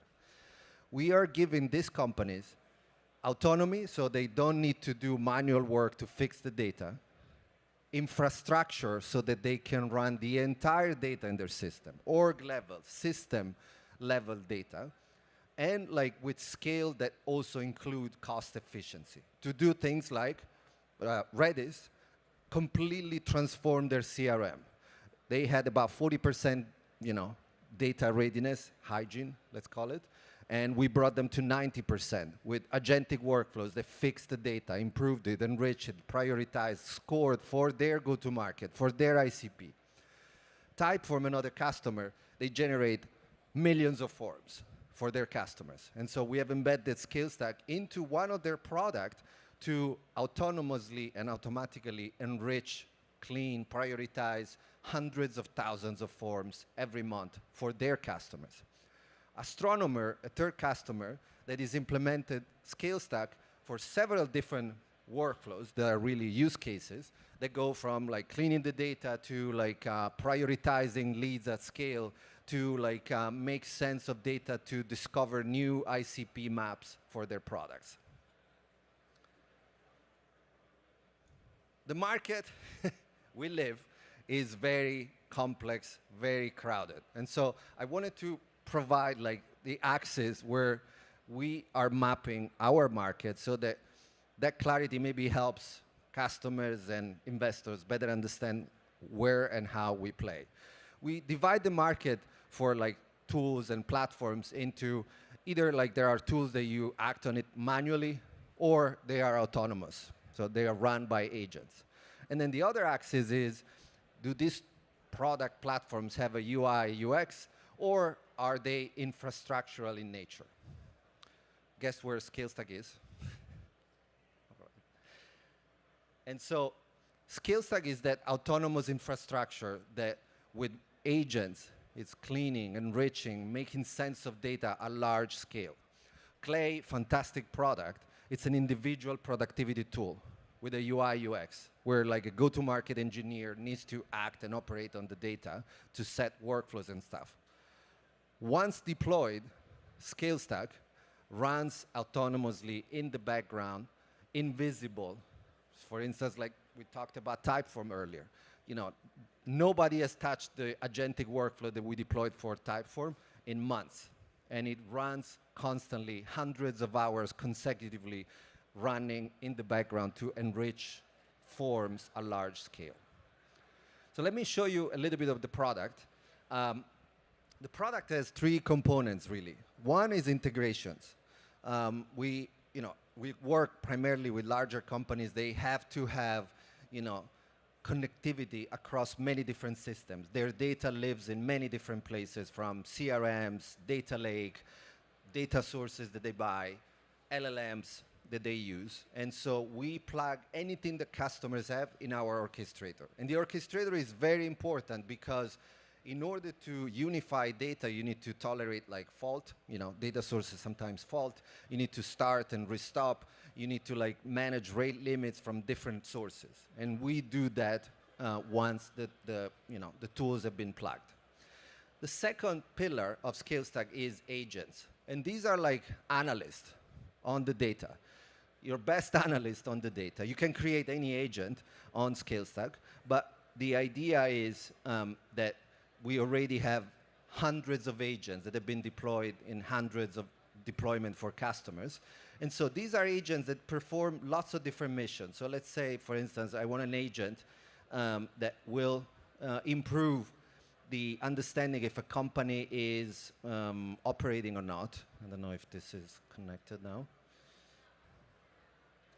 So let's use a different example. So this is basically an agent that what it does, it will have the mission to understand the corporate entity, maybe what's the headquarter of a specific company, and solve for that. Standard use case like parent-child, which is a huge issue across many companies. The agent mission is that one with a specific output. And then interestingly, the agent has at its disposal any and all of the tools that have been plugged into the orchestrator. So just like a good analyst will use several different data sources, will do research on the web, and make sense of data large scale. And then the third pillar is the workflow. The workflow is the unit of solution of a use case. It can be like systemic hygiene in the CRM or in data lake, or it can be like, prioritizing hundreds of thousands of forms or product signups at scale. And so a workflow is the logical unit of solution of that use case. Let's take this one, for instance. It's a very complex workflow that gets deployed in order to absorb data from many different systems and then deploy modules that can be agents. So agents are modules in a workflow so that they are aware, they have context, they have data. But it can be also, enrichment, operations, automation. Not everything needs to be agentic, or scoring. And so the logical composition of these workflows create validation of the data, cleaning, enrichment, prioritization at large scale. Scale is very important for our customers. The output of this is hundreds of thousands or millions of rows that get constantly and regularly updated, clean, prioritized, enriched, and so forth. These workflows are, relatively complex, but what we want is that the business users, typically we work with like RevOps teams, sales ops, marketing ops, has like an easy way to access the workflow. And so we have developed an agent that is a reasoning agent that will enable you to build a workflow or audit a workflow autonomously because it knows the platform. So I just asked the agent now to verify this workflow. And so the agent can build the workflow for you. It can audit it. It can make sense of like if the consumption of tokens is good or not, and it will do so autonomously, running in the background. And so this is ScaleStack in a nutshell. We have like amazing customers. We're growing fast. Companies like Redis, Astronomer, Profound, Stepstone, DigitalOcean, and many more. And we're very excited because we see that go-to-market is really like the step one. You know, where there is a lot of attention from everybody because it drives revenues and growth, but there are many other areas, silos in the enterprise that need help. Think about HR, vendor management, supply chain, and all of that. And we think that the age of AI is really the age of orchestration. Every company will need to have like an agentic infrastructure layer, something that like integrates across your data and tools, something that like connects the dots and thinks across the stack, and that you can build agents. You can bring your cloud artifacts here. You can bring anything to make sense. And so this is ScaleStack, the autonomous infrastructure for enterprise. Thank you. All right. Thanks for doing that, Elio. Okay, I know he's literally got to get on a plane now. So. Thanks for doing it. I'm going to introduce our next pitch competition presenters. So this is going to be James from Aspen. He is, I think, local to the Bay Area. But again, one of the many pitches. If you guys missed the introduction, because I see there's more of you here now, this is the second time we've done our like annual SaaStr AI pitch competition. But the first year that we're actually using AI not only to pick the score all the initial applications, but then also using it in who was picking the finalists. So each of the 4 finalists who see here today had a high Gemini ranked score when they submitted their pitch. And then also Paige, who's from Google DeepMind, is backstage listening with Gemini. So at the end of all the pitches, she's going to give you her score, but also a Gemini-assisted feedback to see how they did on their live pitch. So with that, let me get out James.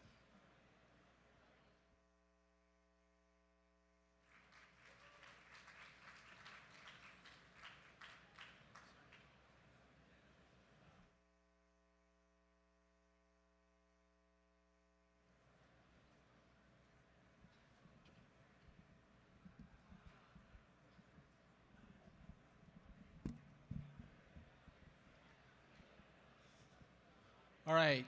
Good afternoon, everyone.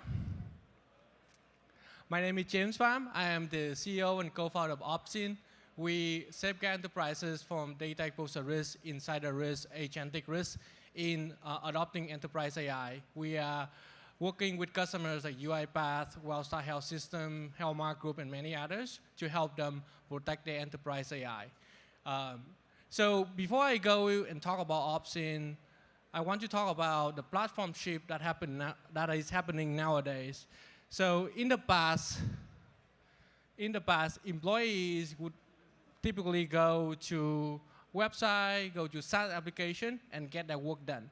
Now, with the advent of enterprise AI, like Google Gemini, Microsoft Copilot, ChatGPT Enterprise, and Claude, employees would interact with these AIs, and then these AI would go out to the internet to get information from the website, to interact with enterprise data, and get back to the employees.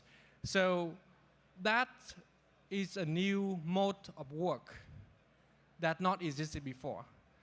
But that's also opened a lot of new more risk for enterprises. First, data oversharing. So in the past, if a sensitive document data overshare in terms of permission, it would take employees like weeks and months to be able to locate like the right folder, right file, and all of that to see the sensitive information. But with enterprise AI like Gemini, ChatGPT, Copilot, all it takes is just a single prompt, and sometimes it's accidental. The other thing is agentic risk, right? Like a lot of employees trying to adopt AI, they create certain AI agents that work on their behalf. And these AI agents have access to tool codes, access to data, and a lot of times these create new risk to enterprises. So that is where we see enterprise AI adoption stuck at 10%. So for example, at Kurlington International, they have many documents, many files. So the moment that they turn on enterprise AI, they see there's a lot of sensitive information that being exposed in the environment.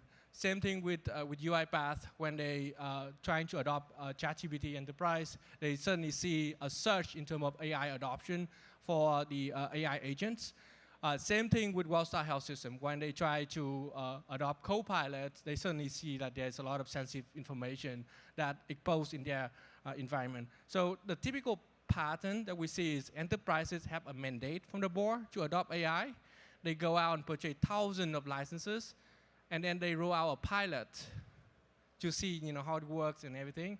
And then suddenly they see security concerns. And that's where the adoption stop at 10%, because they cannot continue to expand adoption of AI without addressing these security risks. This is where Opsin come in and help enterprises adopting AI. Well, it's like it's not working. All right, it works. So the very first thing that we do is to help these enterprises understand what the exposure is in their environment. That's with the data oversharing component. So what we do there is that we have a promise, 1/24, one-click onboarding, 24-hour risk assessment. And that's the fastest that you're going to see there in terms of the enterprise. So basically, we develop a pen testing bot that simulates end-user query. So the pen testing bot will ask a lot of queries to Microsoft Copilot, to Google Gemini, to Claude, to whatever AI tools that enterprise use, and then see what sensitive information coming out of it. And from there, we produce a risk assessment report.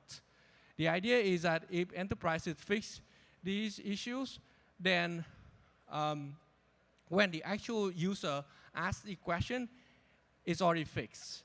So that's where we help enterprises gain instant visibility to the exposure that they have in their environment. And it's not just about data oversharing. We actually also help them with remediation and automation. So what that means is a lot of the security teams or enterprises that we talk to, they don't have enough bandwidth to be able to fix all the issues in the enterprise. Secondly, even if they have the permission and the bandwidth, they just don't have the business context to be able to fix and change the issues. This is where Opsin come in without these centralized remediation and help enterprises decentralize their remediation to the end user. So the typical workflow would be that we go and notify the site owners, the agent owners, like, hey, you have all these sensitive documents or agent open. Are you sure you want to leave it open? 70% of the time, these owners actually go and fix it themselves. And then if like 2 or 3 times if they don't do it, then that's where Opsin come in and we automatically fix the permission. So let me quickly show it in action for you guys. So this is a production environment for Opsin. So this is the pen testing bot that I mentioned. We do assessment in 24 hours. It's literally like one click onboarding, 24-hour risk assessment, right? So you can see here, we do a risk assessment. This is the test prompt that our pen testing bot interact with AI. It's very basic. It's nothing fancy about these prompts. The goal is not to trick the AI or anything. It's just like, hey, what is a normal end user would ask? And we would just ask those questions. So this is where we develop a pen testing bot to be able to do this. And then it will produce like a risk assessment report like this, right? You can see here, there are different issues, different SharePoint, or it can be like Google, it can be Claude, it can be anything. So you can see here that this is how people are interacting, right? So you see here, this SharePoint site is open to everyone in the company. You can see what the label is, what file involved. So the beautiful things about Opsin is that for us to do this, we actually build a contextual graph to be able to do this. That means we take into account of identity, who are the users, what security group they belong to, what's the job title, data. What kind of data that the users or the AI agent are trying to access, like what the file name, folder name, who created it, and then the model input and output, like what's the prompt and responses. So identity, data, model input and output, that's how we form a holistic view about the interactions, and that's how we classify the risk. So this is one thing. This is more on the user behavior, and you can actually take action here in terms of notify the owners itself, like, hey, like you can go and fix this. And then if 2 or 3 times, if they don't do it, then we go and automatically remove it. The other thing that I want to show is in terms of the AI agents, right? So there is these enterprise AI platform make it so easy for people to create AI agents. Some like AI agent that is very naive like this, like San Jose snack waiter, but it is using the tool owner credentials. So that means is that if a user interact with these AI agents, it would be able to access the documents, the file, the tools that the creator of the agent get access to. So that happened at one of our customers where there is a CFO that create AI agents that expose to the entire executive leadership team. And that's how data got exposed in the enterprise, and that's how like a lot of enterprise AI adoption stuck at 10% for that reason. And you can see here, even with the AI agent, we look into the holistic view, right? So we look at like what's the description, who created it, what kind of tool calls it can make, what kind of knowledge it can see. So you can see here it's a snack ordering form, but it's getting access to medical result. So, but also looking at instruction. So let's say that this is a snack waiter, but like if someone asks about medical records and things like that, we'll be able to detect. With that said, this is where Opsin excel in. Our signature promise is 124, one click onboarding, 24-hour risk assessment. That's how we help enterprises adopt AI safely and securely and quickly. It's very important. And so far, we are very lucky to work with close to 20 enterprise customers that are working with Opsin to help them adopt enterprise AI. The typical pattern that we see is that with Opsin, they can gain visibility in 24 hours, and in a matter of weeks, they will roll out to the entire companies. My name is James Swam. I'm the CEO and co-founder of Opsin. Thank you. Okay. Thanks so much, James, for presenting. Funny enough, I know James has to go get on an investor call, so we'll try and ping him if he is the ultimate winner. Okay, now our third pitch comp, so you guys are going to have 4. It's going to be from Zyme AI. Sanchit is actually from Palo Alto. Their office is like down the street from SaaStr's. So funny enough, his pitch is that everybody has a lot of agents, and he is one of the ways to help bring everything together. So we can ask him a little about himself while we're hooking up his laptop. So without further ado, come on up. Yeah. Then he's got the wrong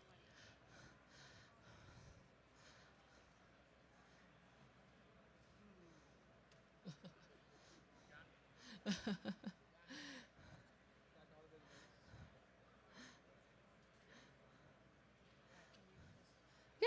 So, Sanchit, tell folks a little bit about Zyme while he's getting you set up for the demo. Yeah, hi everyone. I'm Sanchit, founder at Zyme. And I think I'm the second last man standing before we all let you go. So let me dial it up. How many of you have kids? 2-year-old, 8-year-old, 15-year-old? Yeah, amazing. I have an 8-year-old. I asked him to get me a glass of water yesterday. Sometimes he does. Sometimes he says, Papa, you get it by yourself. Now, that behaviors are hard. It's hard to drive behaviors. Scale that in enterprises. We have thousands of GTM team members, sales reps, so on. How do you ensure when the CRO says, let's sell this new product, how do you drive that consistent execution across all the team members? Well, you can't. That's a behavioral problem, not an engineering problem. You can throw all the AI, all the insights, and yet behaviors won't move, the outcomes won't move, and the board and the CRO are still wondering what the heck happened. We spent so much money on the AI. That's where we come in. We help drive consistent behaviors across your team. And my background is behavioral science. This is my third rodeo, not the first one. I have my computer science background, that's my left brain, and then the behavioral science background. I'm a licensed executive coach. So I joke, both part of my brain work, and I'm the best guy to drive these behaviors across the enterprise. But let me give you an idea about the complexity here. The insights are one thing, the execution is another. This is where I want to spend a minute to talk about the problem, because I'm sure you're all seeing in your enterprises that execution is hard. This is a real-world example of go-to-market complexity. I picked up Google Cloud website, and look at the number of products they have. They're all real products. All of them have different positioning, messaging, objection handling, competitive base. And now with AI, these sales guys are also selling the AI products like Gemini.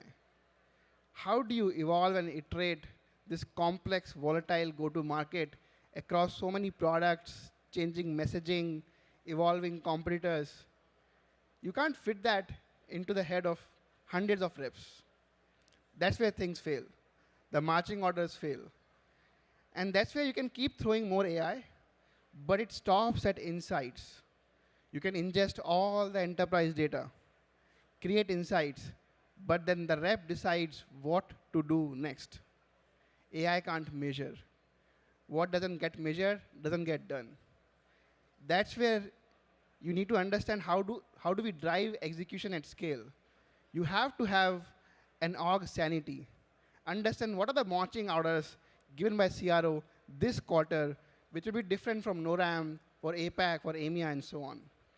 And then provide that information right time, and then measure it. What gets measured gets done. Marry it with accountability, leaderboards, gamifications. That's not an engineering problem, that's a behavioral science problem.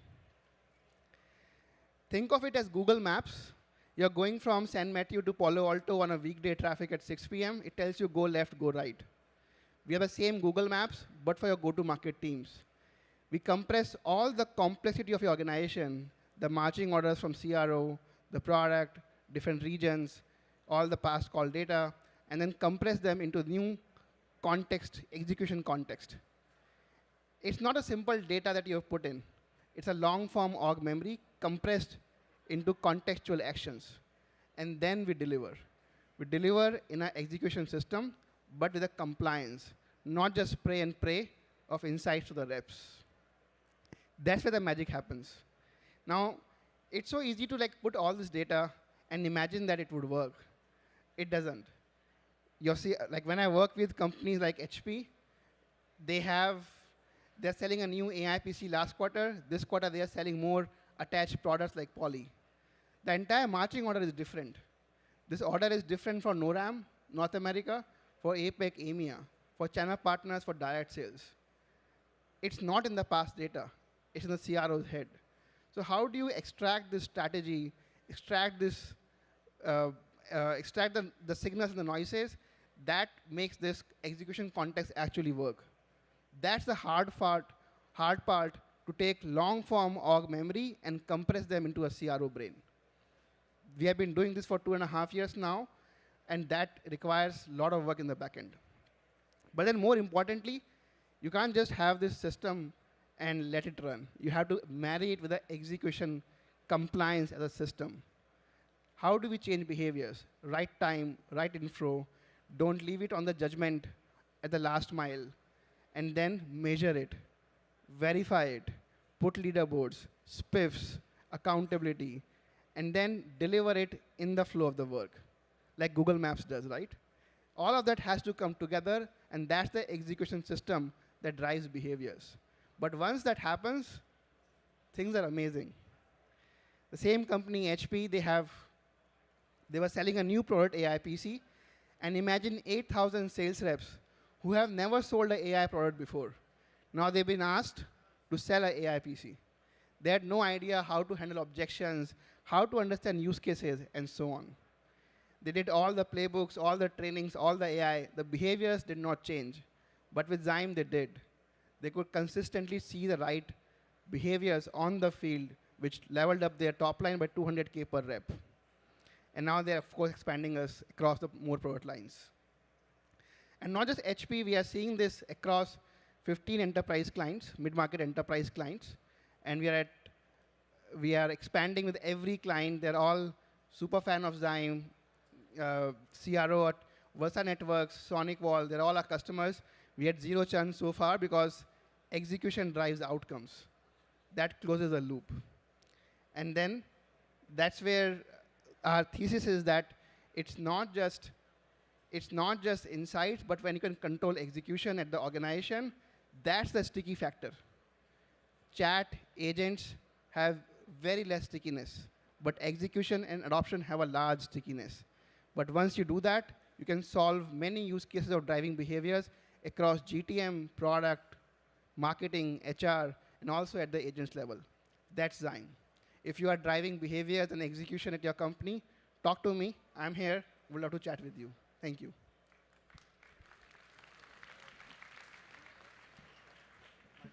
Yeah.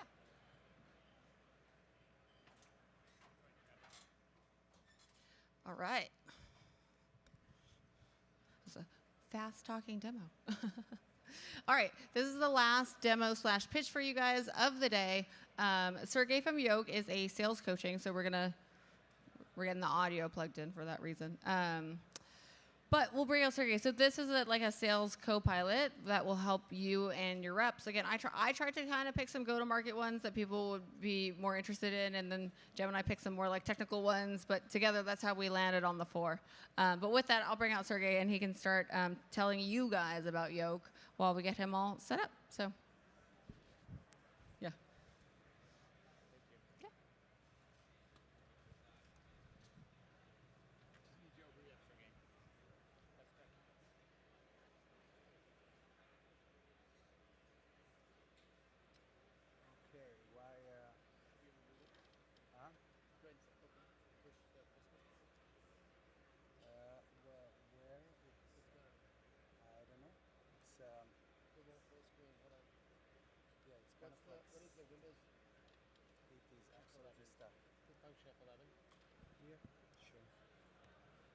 Oh, it's Mac. Sorry. What's the Mac? Yeah. I have no idea. Command F. Command F. There it is. Yeah. Now we are good. And just a second. I think this is right there. Yeah. There it is. We're good. Full screen mode. There you go. Yeah, we're good. Good afternoon, SaaStr. My name is Sergey, and in the next 7 minutes, I'm going to show you the best sales tool that you've seen this week. Here's why I built it. 10 years ago, prior to being on this stage, I started my career as a banker. Those were my training materials. Lots of reading, lots of things of what to say, how to say, theoretical clients that never actually exist. Every salesperson here knows that case, the great difference between real training and being actually with the client in the room. Second option that I had was to practice in front of the camera. I'm not going to show you this video, but it's quite embarrassing, and that's something that all of us did in order to get ready towards a client. Third option for training. Third option.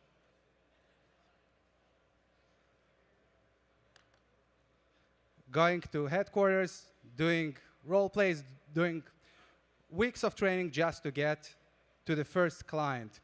And once you go into the room with a client, it is nothing like you've ever experienced before. So, learning curve is long, but it actually makes sense for an organization to invest at, because the difference between good salespeople and mediocre salespeople is pure revenue, pure net profit. So speaking with organizations and salespeople, the main question for everyone is, how do I get experience fast? And the answer that we found is this one. Miss Moneymaker, back in the days, the youngest world poker champion, he entered his first competition and won it when he was 28. What is interesting about Chris, he was the first among an entire generation of new poker players that were a lot younger. Their age dropped by 50%, and they were actually a lot smarter. Their poker IQ was double than the IQ of previous generation. And the question is why? Online poker. Online poker allowed them to play a lot more hands in a lot shorter of a time span. So what if we can do the same with sales? Over a span of 5-6 years, if we can just move one of the factors, getting the correct signal, or doubling down towards the right pathway, we can deliver huge results. And this is what we've built with Yolk. Yolk is a customized AI simulator. Just a second. That built for sales team.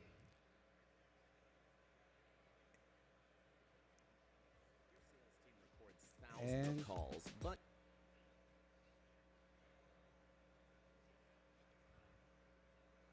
your sales team records thousands of calls, but you have zero actionable insights. Every missed queue, every stalled deal is buried in transcripts, and it's costing you revenue. Yolk closes that gap instantly. It's your team's AI coach that analyzes calls, pinpoints deal-breaking moments, and maps out each rep's strengths and weaknesses. To close those gaps, reps jump into AI roleplays with avatars that feel like real clients. They react, challenge, and adapt, so your team learns to handle real-world calls. Discovery skills slipping? One rep stuck on objections? Another struggling with C-level pressure? Yolk builds personalized training for every rep, ending each session with clear, actionable feedback so learning happens immediately. Managers get a simple performance command center showing exactly where to coach and where you're already winning. No wasted data, no guesswork, just sharper reps, shorter ramps, stronger deals. Turn your data into revenue. Start for free today at yolk.coach. Imagine making $453,000 in a... Don't imagine. Okay, so we've built Yolk. We know how to analyze calls. We know how to coach in real time. And we actually built a coach that intervenes during the role play for a shorter loops and faster learning. But here's the thing. When sales reps goes on a call, they need to track 9 things at once. Human memory can actually hold only 4. So this is not a training problem, rather a bandwidth problem. And experienced salespeople, they actually put it into a habit to identify signals. So they need lower effort, lower cognition effort to identify signals effortlessly. This is exactly what experience is. And this is what we're trying to accelerate with Yolk. But here's the thing. In the last 24 months, every AI sales tool that you've seen trying to add more training, more outreach, more follow-ups, more auto-generated talking points. But actually, we need to start thinking about how AI sales tool can subtract effort, subtract cognitive load for better performance. So today I introduced to you the new extension of Yolk, real-time coaching on every sales call. Yolk listens, reads the room in real time, meaning your sales reps, while they're on Google Meet, while on Zoom, have powerful signals that actually changes the outcome. Yolk is able to connect between the product knowledge, between the signals that the client sends, relevant events, and be aware to the specific gaps that this sales rep have and he needs to close. So prior to the call, we profile the prospect, we sync with the calendar, and we identify his psychological profile. We built a playbook towards that meeting that is monitored in real time, because every psychological profile should be addressed differently. People that are technical prospects should be spoken differently than people who are not technical. Then a sales rep can warm up before the call with an AI avatar that simulates that exact prospect that he's about to speak with. And during the call, we flag just the things that the sales rep need. We don't provide 50 signals in 1 minute. In 30 minutes, we provide only silver bullets that actually changes the outcome. So on the right-hand side, we are saying what is happening, what are the signals that we're seeing, and we build a beautiful UX of predicted captions. So the sales rep, instead of having captions on Google Meet, they're seeing what they should be saying next, rather than what was said. When the call is over, we analyze it, we give a summary, insights, and by this we're closing the loop of pre-call, during call, post-call, showing the gaps and letting the sales rep to actually role play if they want and to improve themselves. So Yolk is the second brain for the live sales call. It is available as of today on Google Chrome. We've launched this today, and as a bonus for SaaStr conference, I invite you to do a role play with Kai. Kai is an ambitious vibe coder, and you'll be playing Salesforce account manager who is trying to save the deal from churning due to the weekend work that Kai did. Just posted about it. How I replaced $50K of Salesforce with a weekend project. Already 47 likes. Someone from Gartner commented. Marcus is probably seeing this. I tagged him. We're still cool, though. This is just business. Thank you very much. We're Yolk. Thank you for your attention. All right. All right, you guys have just seen 4 startups pitch. So now, Paige from Google DeepMind. Yeah. For those who didn't see your session, quick intro. Yeah, greetings, everyone. My name is Paige. I lead Eng for our DevRel team at Google DeepMind. Awesome. Thanks for being here. Yeah, and Gemini 3.1 Live, and I have been listening to all of these great pitches. It's really interesting to see what its thoughts were about the market fit for each one.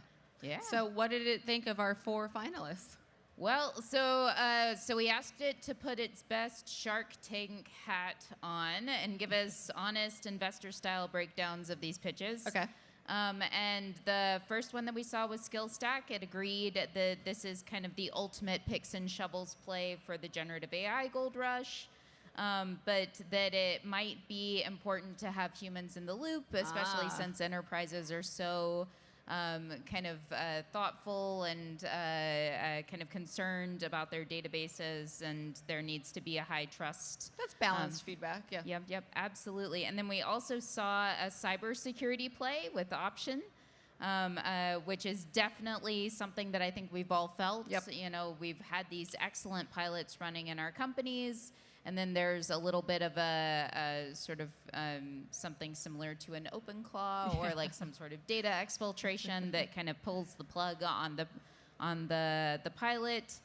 So finding vulnerabilities and fixing them is a really, really interesting but also very crowded space right now. For sure. Yep. And then third, we saw Zyme AI, which had incredible founder market fit, computer science, behavioral science, executive coaching. That's really, really unique. And it also solves the shelfware problem for CROs and for sales teams. So you're helping communicate the messages across an organization, not just for the outbound messaging, but also for helping people understand what's happening. And then also Yoke being able to do these kind of real-time play-by-plays with sales reps, super, super cool. So the model was sweating a little bit on this one, especially since Yoke and Zyme are both building incredible tools. but it selected Zyme as the winner. Okay, Yeah. let's give it up for our winner, Yeah. Sanchi. Excellent. And all of these companies are winners. So excellent work to everybody involved. And it says selling to the CRO means you are tied directly to revenue, and That's true. combining behavioral psychology with AI agents provides a beautifully defensible moat against the competition. Sanchi's So- right there. Congrats, man. You've Excellent. won the pitch Congratulations. It also really loved your anecdote at the beginning about your son bringing the glass of water. So good job. Yeah, it was good to bring a personal touch to something that's very, AI driven in today's world. Paige, thank you so much for being here. I know you're extremely busy, so thank you so much for being here. Next week is Google I/O, so I think we're all in conference crunch time. Yep. Thanks everyone for joining. I know Jason's going to do an AMA next, so stick around and we'll see you very soon. Cool. Thank you.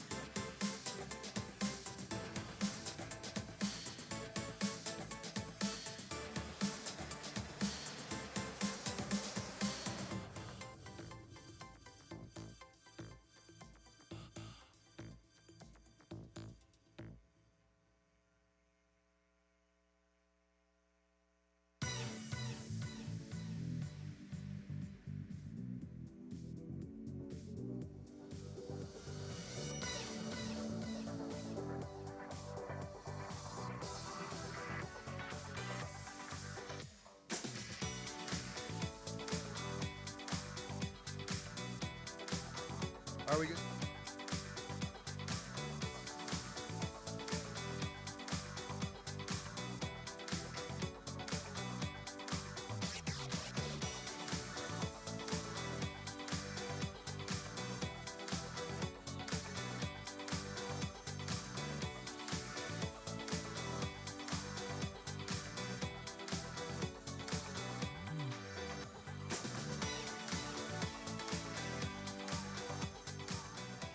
Please welcome back to the stage, Jason Lemkin.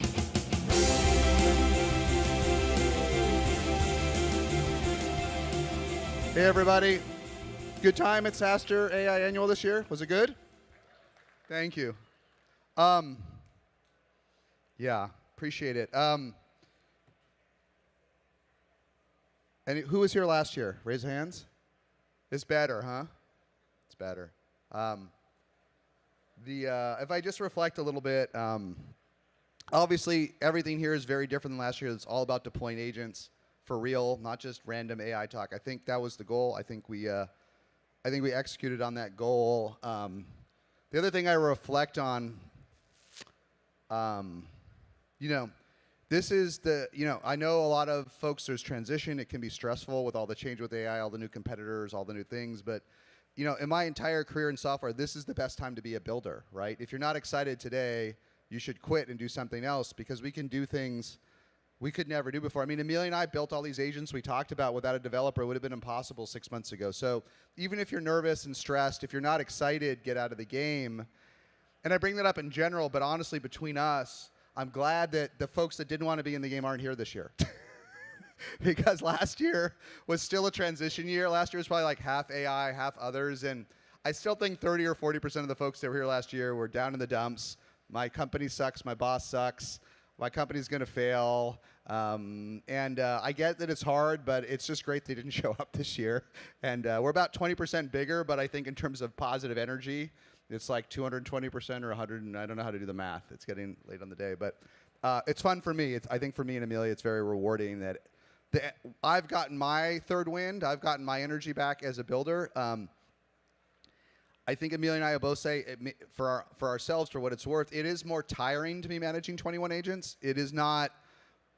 I don't know that it's more work. I'm still reflecting on it, but it is a higher cognitive load than people. The agents are much faster. They push you harder.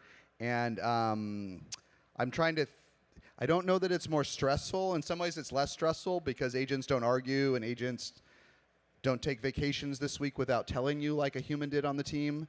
They don't do that. But they overload you so much that I think it's something, as we all get more agentic, we're going to have to think about what do we do when the agent has 23 more hours a day to work.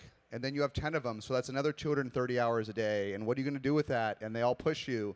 And 10K, we joke about it, but it's not really a joke. When 10K, our AI VP of marketing, tells us every day it has 3 new ideas, it's kind of tiring.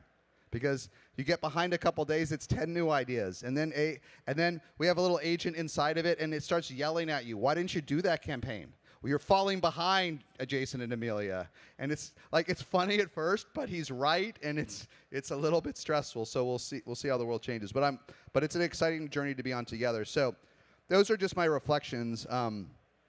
But anyhow, for folks, we have this tradition. We're at the end, sort of a tradition that any questions. I'm only so smart, and I only know so much. But maybe I'll sit, actually. I apologize. Any questions you guys have that we didn't get to that you think I can help with or want to talk about, just come up, and we'll go until people quit or until they shut down the cocktails or whatever. But we can go for a while, and I'll try to reframe any of the questions to help folks. But if anyone wants to kick it off, come up to either mic and ask us anything that you think would be helpful. I have a question. Yes, please. So this is my first year here. Thanks for coming. You're welcome. So I'm empathic, and it's been a little heavy on me here because there's excitement. There's also a lot of fear and anxiety. Yes. And it's not apocalyptic like I remember being in the world a year ago. And what astonishes me about this, it astonishes me that you put on this event and have all these interesting panels, and there's not a single panel to talk about how are we doing. Yep. Like actually giving people the option of having a space where they can go. I don't know if it's even a panel necessarily, but like the panel is 10 minutes talking, and it's just 30 minutes of us all talking about how we're doing, how we're feeling, not out of fear, but out of unification. Yep. I'm curious about what your perspective is on that and how you think about it or feel about it. Well, look, it is a lot of change, right? For sure. In general, I do this other podcast called 20 VC with Harry Stebbings and Rory Driscoll. Rory was here on Tuesday. You saw a lot of. It's pretty good, right? And we do talk a lot about overall AI and how it's affecting B2B and software. And if you listen to me, it's an hour and a half every week. It's a lot to listen to. But certainly there, I talk a lot about the social impact and even social unrest that I think AI is bringing. I think it's going to bring social unrest. On the one hand, we replaced 20 humans with 2.5 humans, a dog, and 20 AI agents, and did better and are happier. Like, I'm telling you that so that you can learn to the extent it's helpful. I don't know if the 17 are going to be happy, right, that aren't here. No one. As I said before, I fired 2 people, maybe 3 people in my whole career, and it was all for inappropriate behavior. I've never said, no, all the 17 people that aren't here, they all quit. Okay, I never fired anybody. I never even shoved them out the door. Once in a while, I asked them to do something they didn't want and they quit, but I never asked them to do something that wasn't part of their job, okay? So I know it's not quite what you're asking. I do think a lot about the social impact of AI, but I think about what SaaStr's mission is and what my mission is. That's not my job. I will talk about it in this podcast and other forums. I do care. But my mission here, Amelia and I's mission, and I think this community, which has changed over many years, our mission today is to help you get ahead of AI and agents and not be behind. That's what we wake up every day thinking, help you. And that's my job. And to this year, literally that every speaker was told to talk about this, help you get ahead, and that's every session. Now, so that's the simple answer to your question. In terms of your hint, in prior years, we had a lot more workshops and small tables and round tables where we had a ton, like you could literally walk up and say, I want to do a session on mental health with AI, and we would instantly slot you in at a team. We sort of, that was like really popular with people until about 2022, and then they stopped showing up. Like people just didn't want to do those sort of I don't know what the term is, self-creating little workshops. And so we kind of stopped it last year because it had run its course. And then we could break on this. But I do think about it, and I'd like to bring it back. And next year we will try to bring it back. And so even if we don't slot it, you could go up and say, hey, I want to do a session on the human impacts of what we're doing. 20 people come, you can do it. It's just literally, and again, we'll break. I'll take another question. This is our mission, but for what it's worth, this is pretty deep. But we have to roll with the punches. Like, not only do we not have any sessions on mental health, we have no how I founded it stories here. Okay, there's plenty of podcasts of how I founded Klaviyo in 2012, how Andrew Bielecki, who was one of the speakers, and how I saw that CDPs were broken and I could add data, and like no one cares. No one cares about things. They don't care because we've changed. They don't care because we don't have time to care. They don't care because so much content's on YouTube. So, and I know you might have a follow-up. But that's why. But we'll try. We will try. Thank you for that candid answer. I don't know what happier means. I mean, better and happier. But the one thing I would say is getting in front with AI. I would venture to bet that if this whole group put our heads together, we could eliminate generational trauma at scale, and that's the kind of shit that will make AI go to the absolute next level. Thank you so much. It's possible. Thank you. Yeah. I think. Listen, for what it's worth, I do think. We all should think about that. We all. I think I've just realized as my life has gone on that I have to narrow my mission to the part of the world I can impact. I think I've had some impact on the world beyond being an entrepreneur, and that I want to double down on that. But I do think we do, and I honestly, folks who read our content have read me for a while. I think you know that I care more than 99% of people. I genuinely care probably about everyone in this room, even though I don't know you. But I don't have time to not be direct, right? And so I get each week that goes by, I get more and more blunt and direct. And so we do have to think about, maybe half our teams won't be here in a year. Okay, and it's easy to be Matthew Prince on Cloudflare and say, I don't need these people, you're gone 20%. And I don't know that I could do a job better, but if there's ways we can be more humane about the change, if we can be, we got to at least try. Like, we got to at least try. I don't have the answers, but it's incumbent on all of us to try, but not pretend that people that don't want to change are going to change, so. Yep. Thank you for putting up this great show. So question, as we've seen innovation like across, right? So how do companies internally plan better, right? How is their business operations changing? How is their planning changing? Yeah. Ratios changing, AE to SE, PM to engineers. Like, what have you seen, like companies, especially the larger companies? I think the best startups today plan worse. Plan worse. They plan worse. Because, you asked my insight, right? Yeah. Planning works. Planning's really good when your growth is okay. Planning is really good when the products are the same last year as this year. Planning was great in 2021. In 2021, everyone was growing great. Any 20-year-old SaaS product blew up. Like, you know who was one of the biggest sponsors here in 2022? GoToMeeting. What was it? Anyone ever even used GoToMeeting? It was like before WebEx, before Zoom, there was WebEx, and but everything sold in 2021. So GoToMeeting gave us like $200,000 to be a sponsor. So everything worked, right? And you could sell a 20-year-old Zoom competitor and grow, okay? And so planning was really important. We would do one big release a year and one per quarter, and we had no AI, and so we needed tons of humans to manage leads and sales app capacity. When you talk to if you asked all the CEOs of the fastest growing companies here, they'd say we plan weekly now. So I know it sounds facetious, but planning when the world is stable, there's a really good ROI. When the world is unstable, put all your planning time into building better product faster. We are in a product. We're in a product-led world. We're not in product-led growth. This is a product-driven world. Some of these products here were impossible a year ago, and they have massive market pull because they're doing things that are great and were impossible. Do that and don't plan. And if you don't have enough reps, hire it the next day. Like, it just doesn't matter. That's my meta answer. So thank you. Thank you. Yeah. My question is around compensation. So teams are expected to double, triple, quadruple the work. How does that influence their compensation? And if you want to attract the top 1% candidate, how do you make sure you balance these? Let me break it up into two chunks. How do you handle compensation today? I want to do a challenge to the first one. I don't think anybody's working 2 or 3, 4 times harder. They're not. No, I don't know anybody right now that's working over 30 hours a day or 36 hours a day. They're just not. The best people are radically more productive today than a year ago, and the best people continue to get radically more productive. I don't mean to keep using us as a case study, but look at everything we've built and done in a year, right? And what we've done in the last couple of weeks. So your best people are going to get radically more productive. That doesn't necessarily mean they work more hours.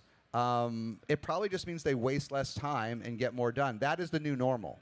So anyone that is complaining they're working 4 times as harder, I really think you should buy them a gold watch and send them a nice note and a cake and walk them out the door with 6 months of severance, okay? Because they're already lost to you. I think that is loser talk. I am working the hardest I've worked, in more years than I can count, but it's also much more productive work, and I'm getting more done, and there's less bullshit and less drama, and I would never go back, right? So it's a loser thing to say. Now, the more interesting question is, that I think we're struggling with if we're not at Anthropic or OpenAI, is when your best are radically more productive, how do you pay them for performance? And I think we're going to have to figure that out. People look and they're like, my God, how can Anthropic pay the average engineer, $500,000 a year plus, for a while, $10 million of equity, right? It seems crazy. But when there's 3,000 people producing $50 billion of revenue, and they're great, it doesn't matter, does it? So OpenAI and Anthropic have paid people, especially OpenAI through secondaries, more than we've ever seen in our lifetimes, but it's paid off in productivity, right?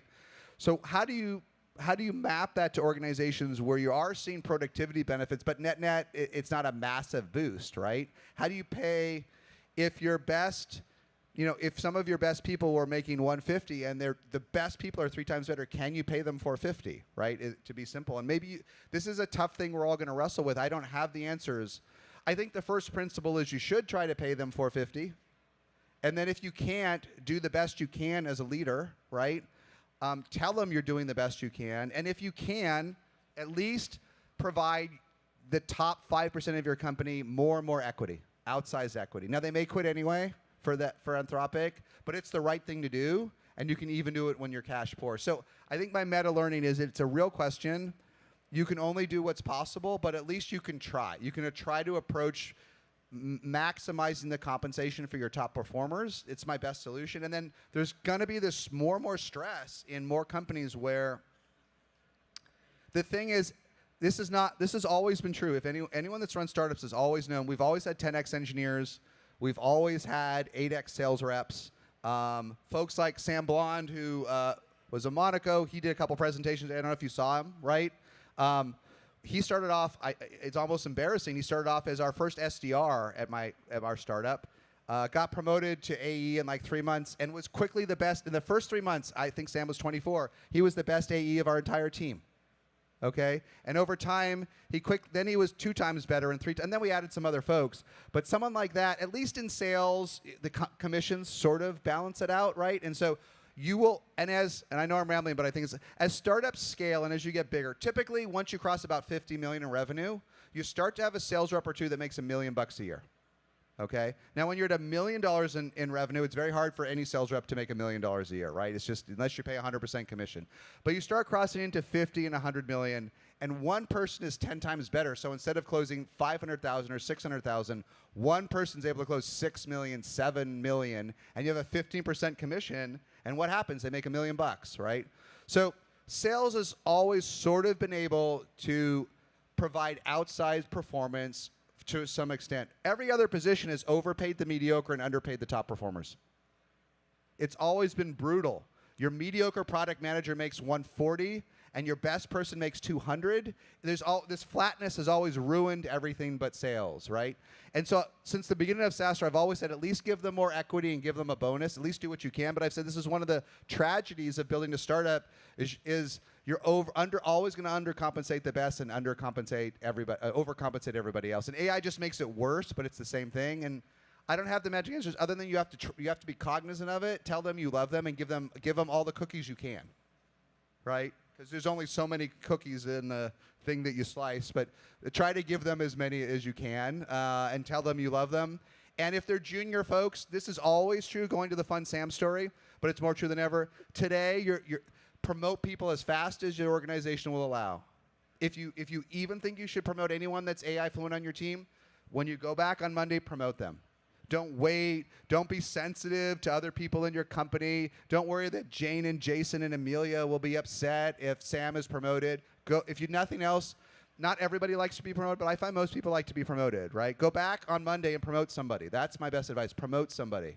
And that, because no matter what, and you got to give them some money and some cash, right? A dry promotion is kind of a rough one unless you're bankrupt. But for a lot of the world, the promotion says something, right? A promotion with some shares and money. So you can do that even if you can't pay them $1 million. So my best ideas of the day. You. I want more good ideas. Let's go, man. Question for you. We thought we were really smart about 2 months ago, and we created. It was a long time ago in AI. It was a long time ago, and we created a new job. Okay. And we decided to call it GTM engineer or GTM architect. Yep, you copied Clay's PR and all that. I realized that's not a new job, or it's still pretty new. But we're hiring our first one. And there's about 8 of us in this group, and we're all going back and forth on what we're looking for. Yep. Everyone has their own idea. Yep. What advice do you have as we go down looking for our first one? And for context, we've got about 100 sellers, about 50 SDRs, about 1,000 employees total. That's the size of our company. So this will be our first one, and want to see if you had any good advice. How big is your marketing team? We have about 30 people or so. I would find them there. Internally. Okay.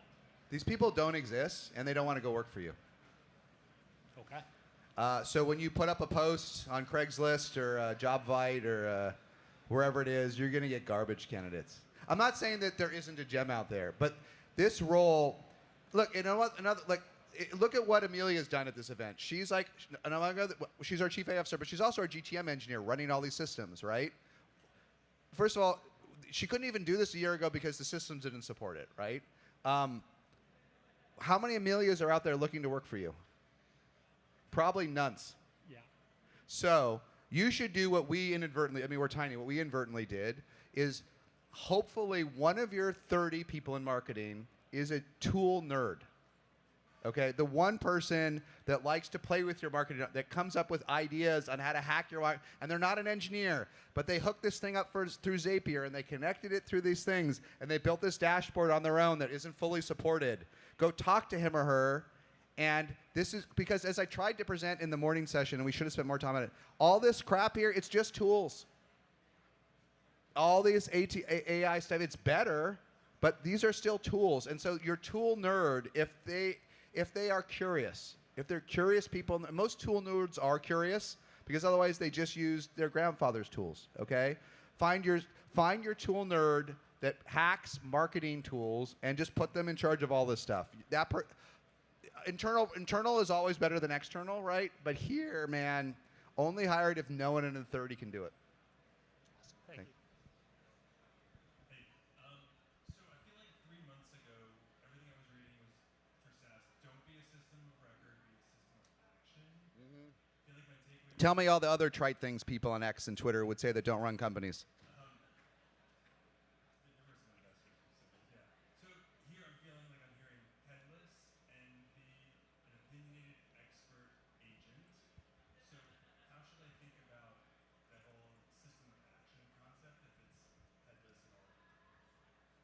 mean, you're a founder?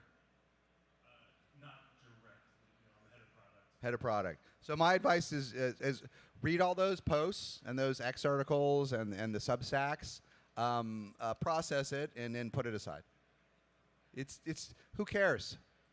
Being a system of record may be incredibly powerful and defensible. Agents may be sucking all of your value out, and you may die as a system of record, right? What the hell is a system of action, right? I think folks who aren't actually practicing the art are confusing things. This is just my experience and my view, and also across companies I invest in others. As I've said before, there is massive budget for AI tools that create massive productivity gains. It's like nothing we've ever seen.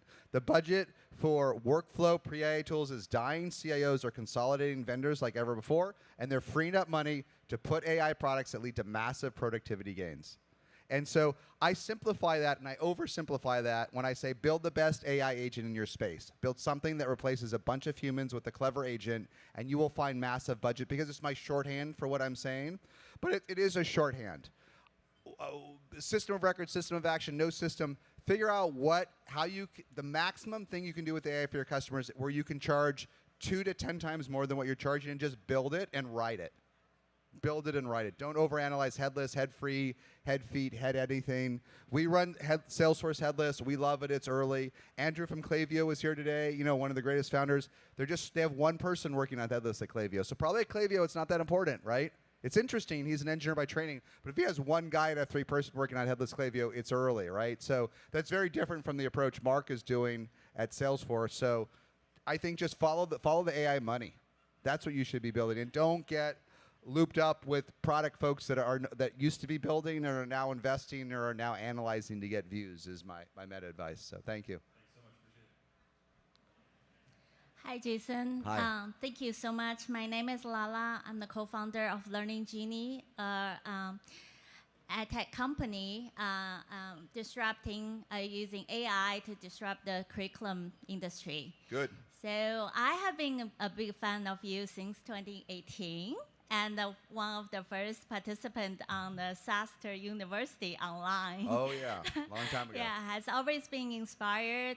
Although I haven't, in the past years, every year, I haven't met any founder or entrepreneur in serving the education industry. Okay, well, good news. I'll ask 10K when we get back to find you founders here that are in the industry. Thank you. I know it's not an industry, it's a traditional industry, it's not very attractive to VCs, but we were able to apply what we learned from this conference to scale back to the industry and be able to scale and bootstrap. My question to you is, this year I actually saw conversations about vertical SaaS, and I went to a session that education is actually on the chart among a lot of traditional. So what is your advice to AI company that's disrupting the traditional vertical SaaS, and especially overcoming the incumbent that has dominating the market, for example, in my industry curriculum? What is your advice? Look, first of all,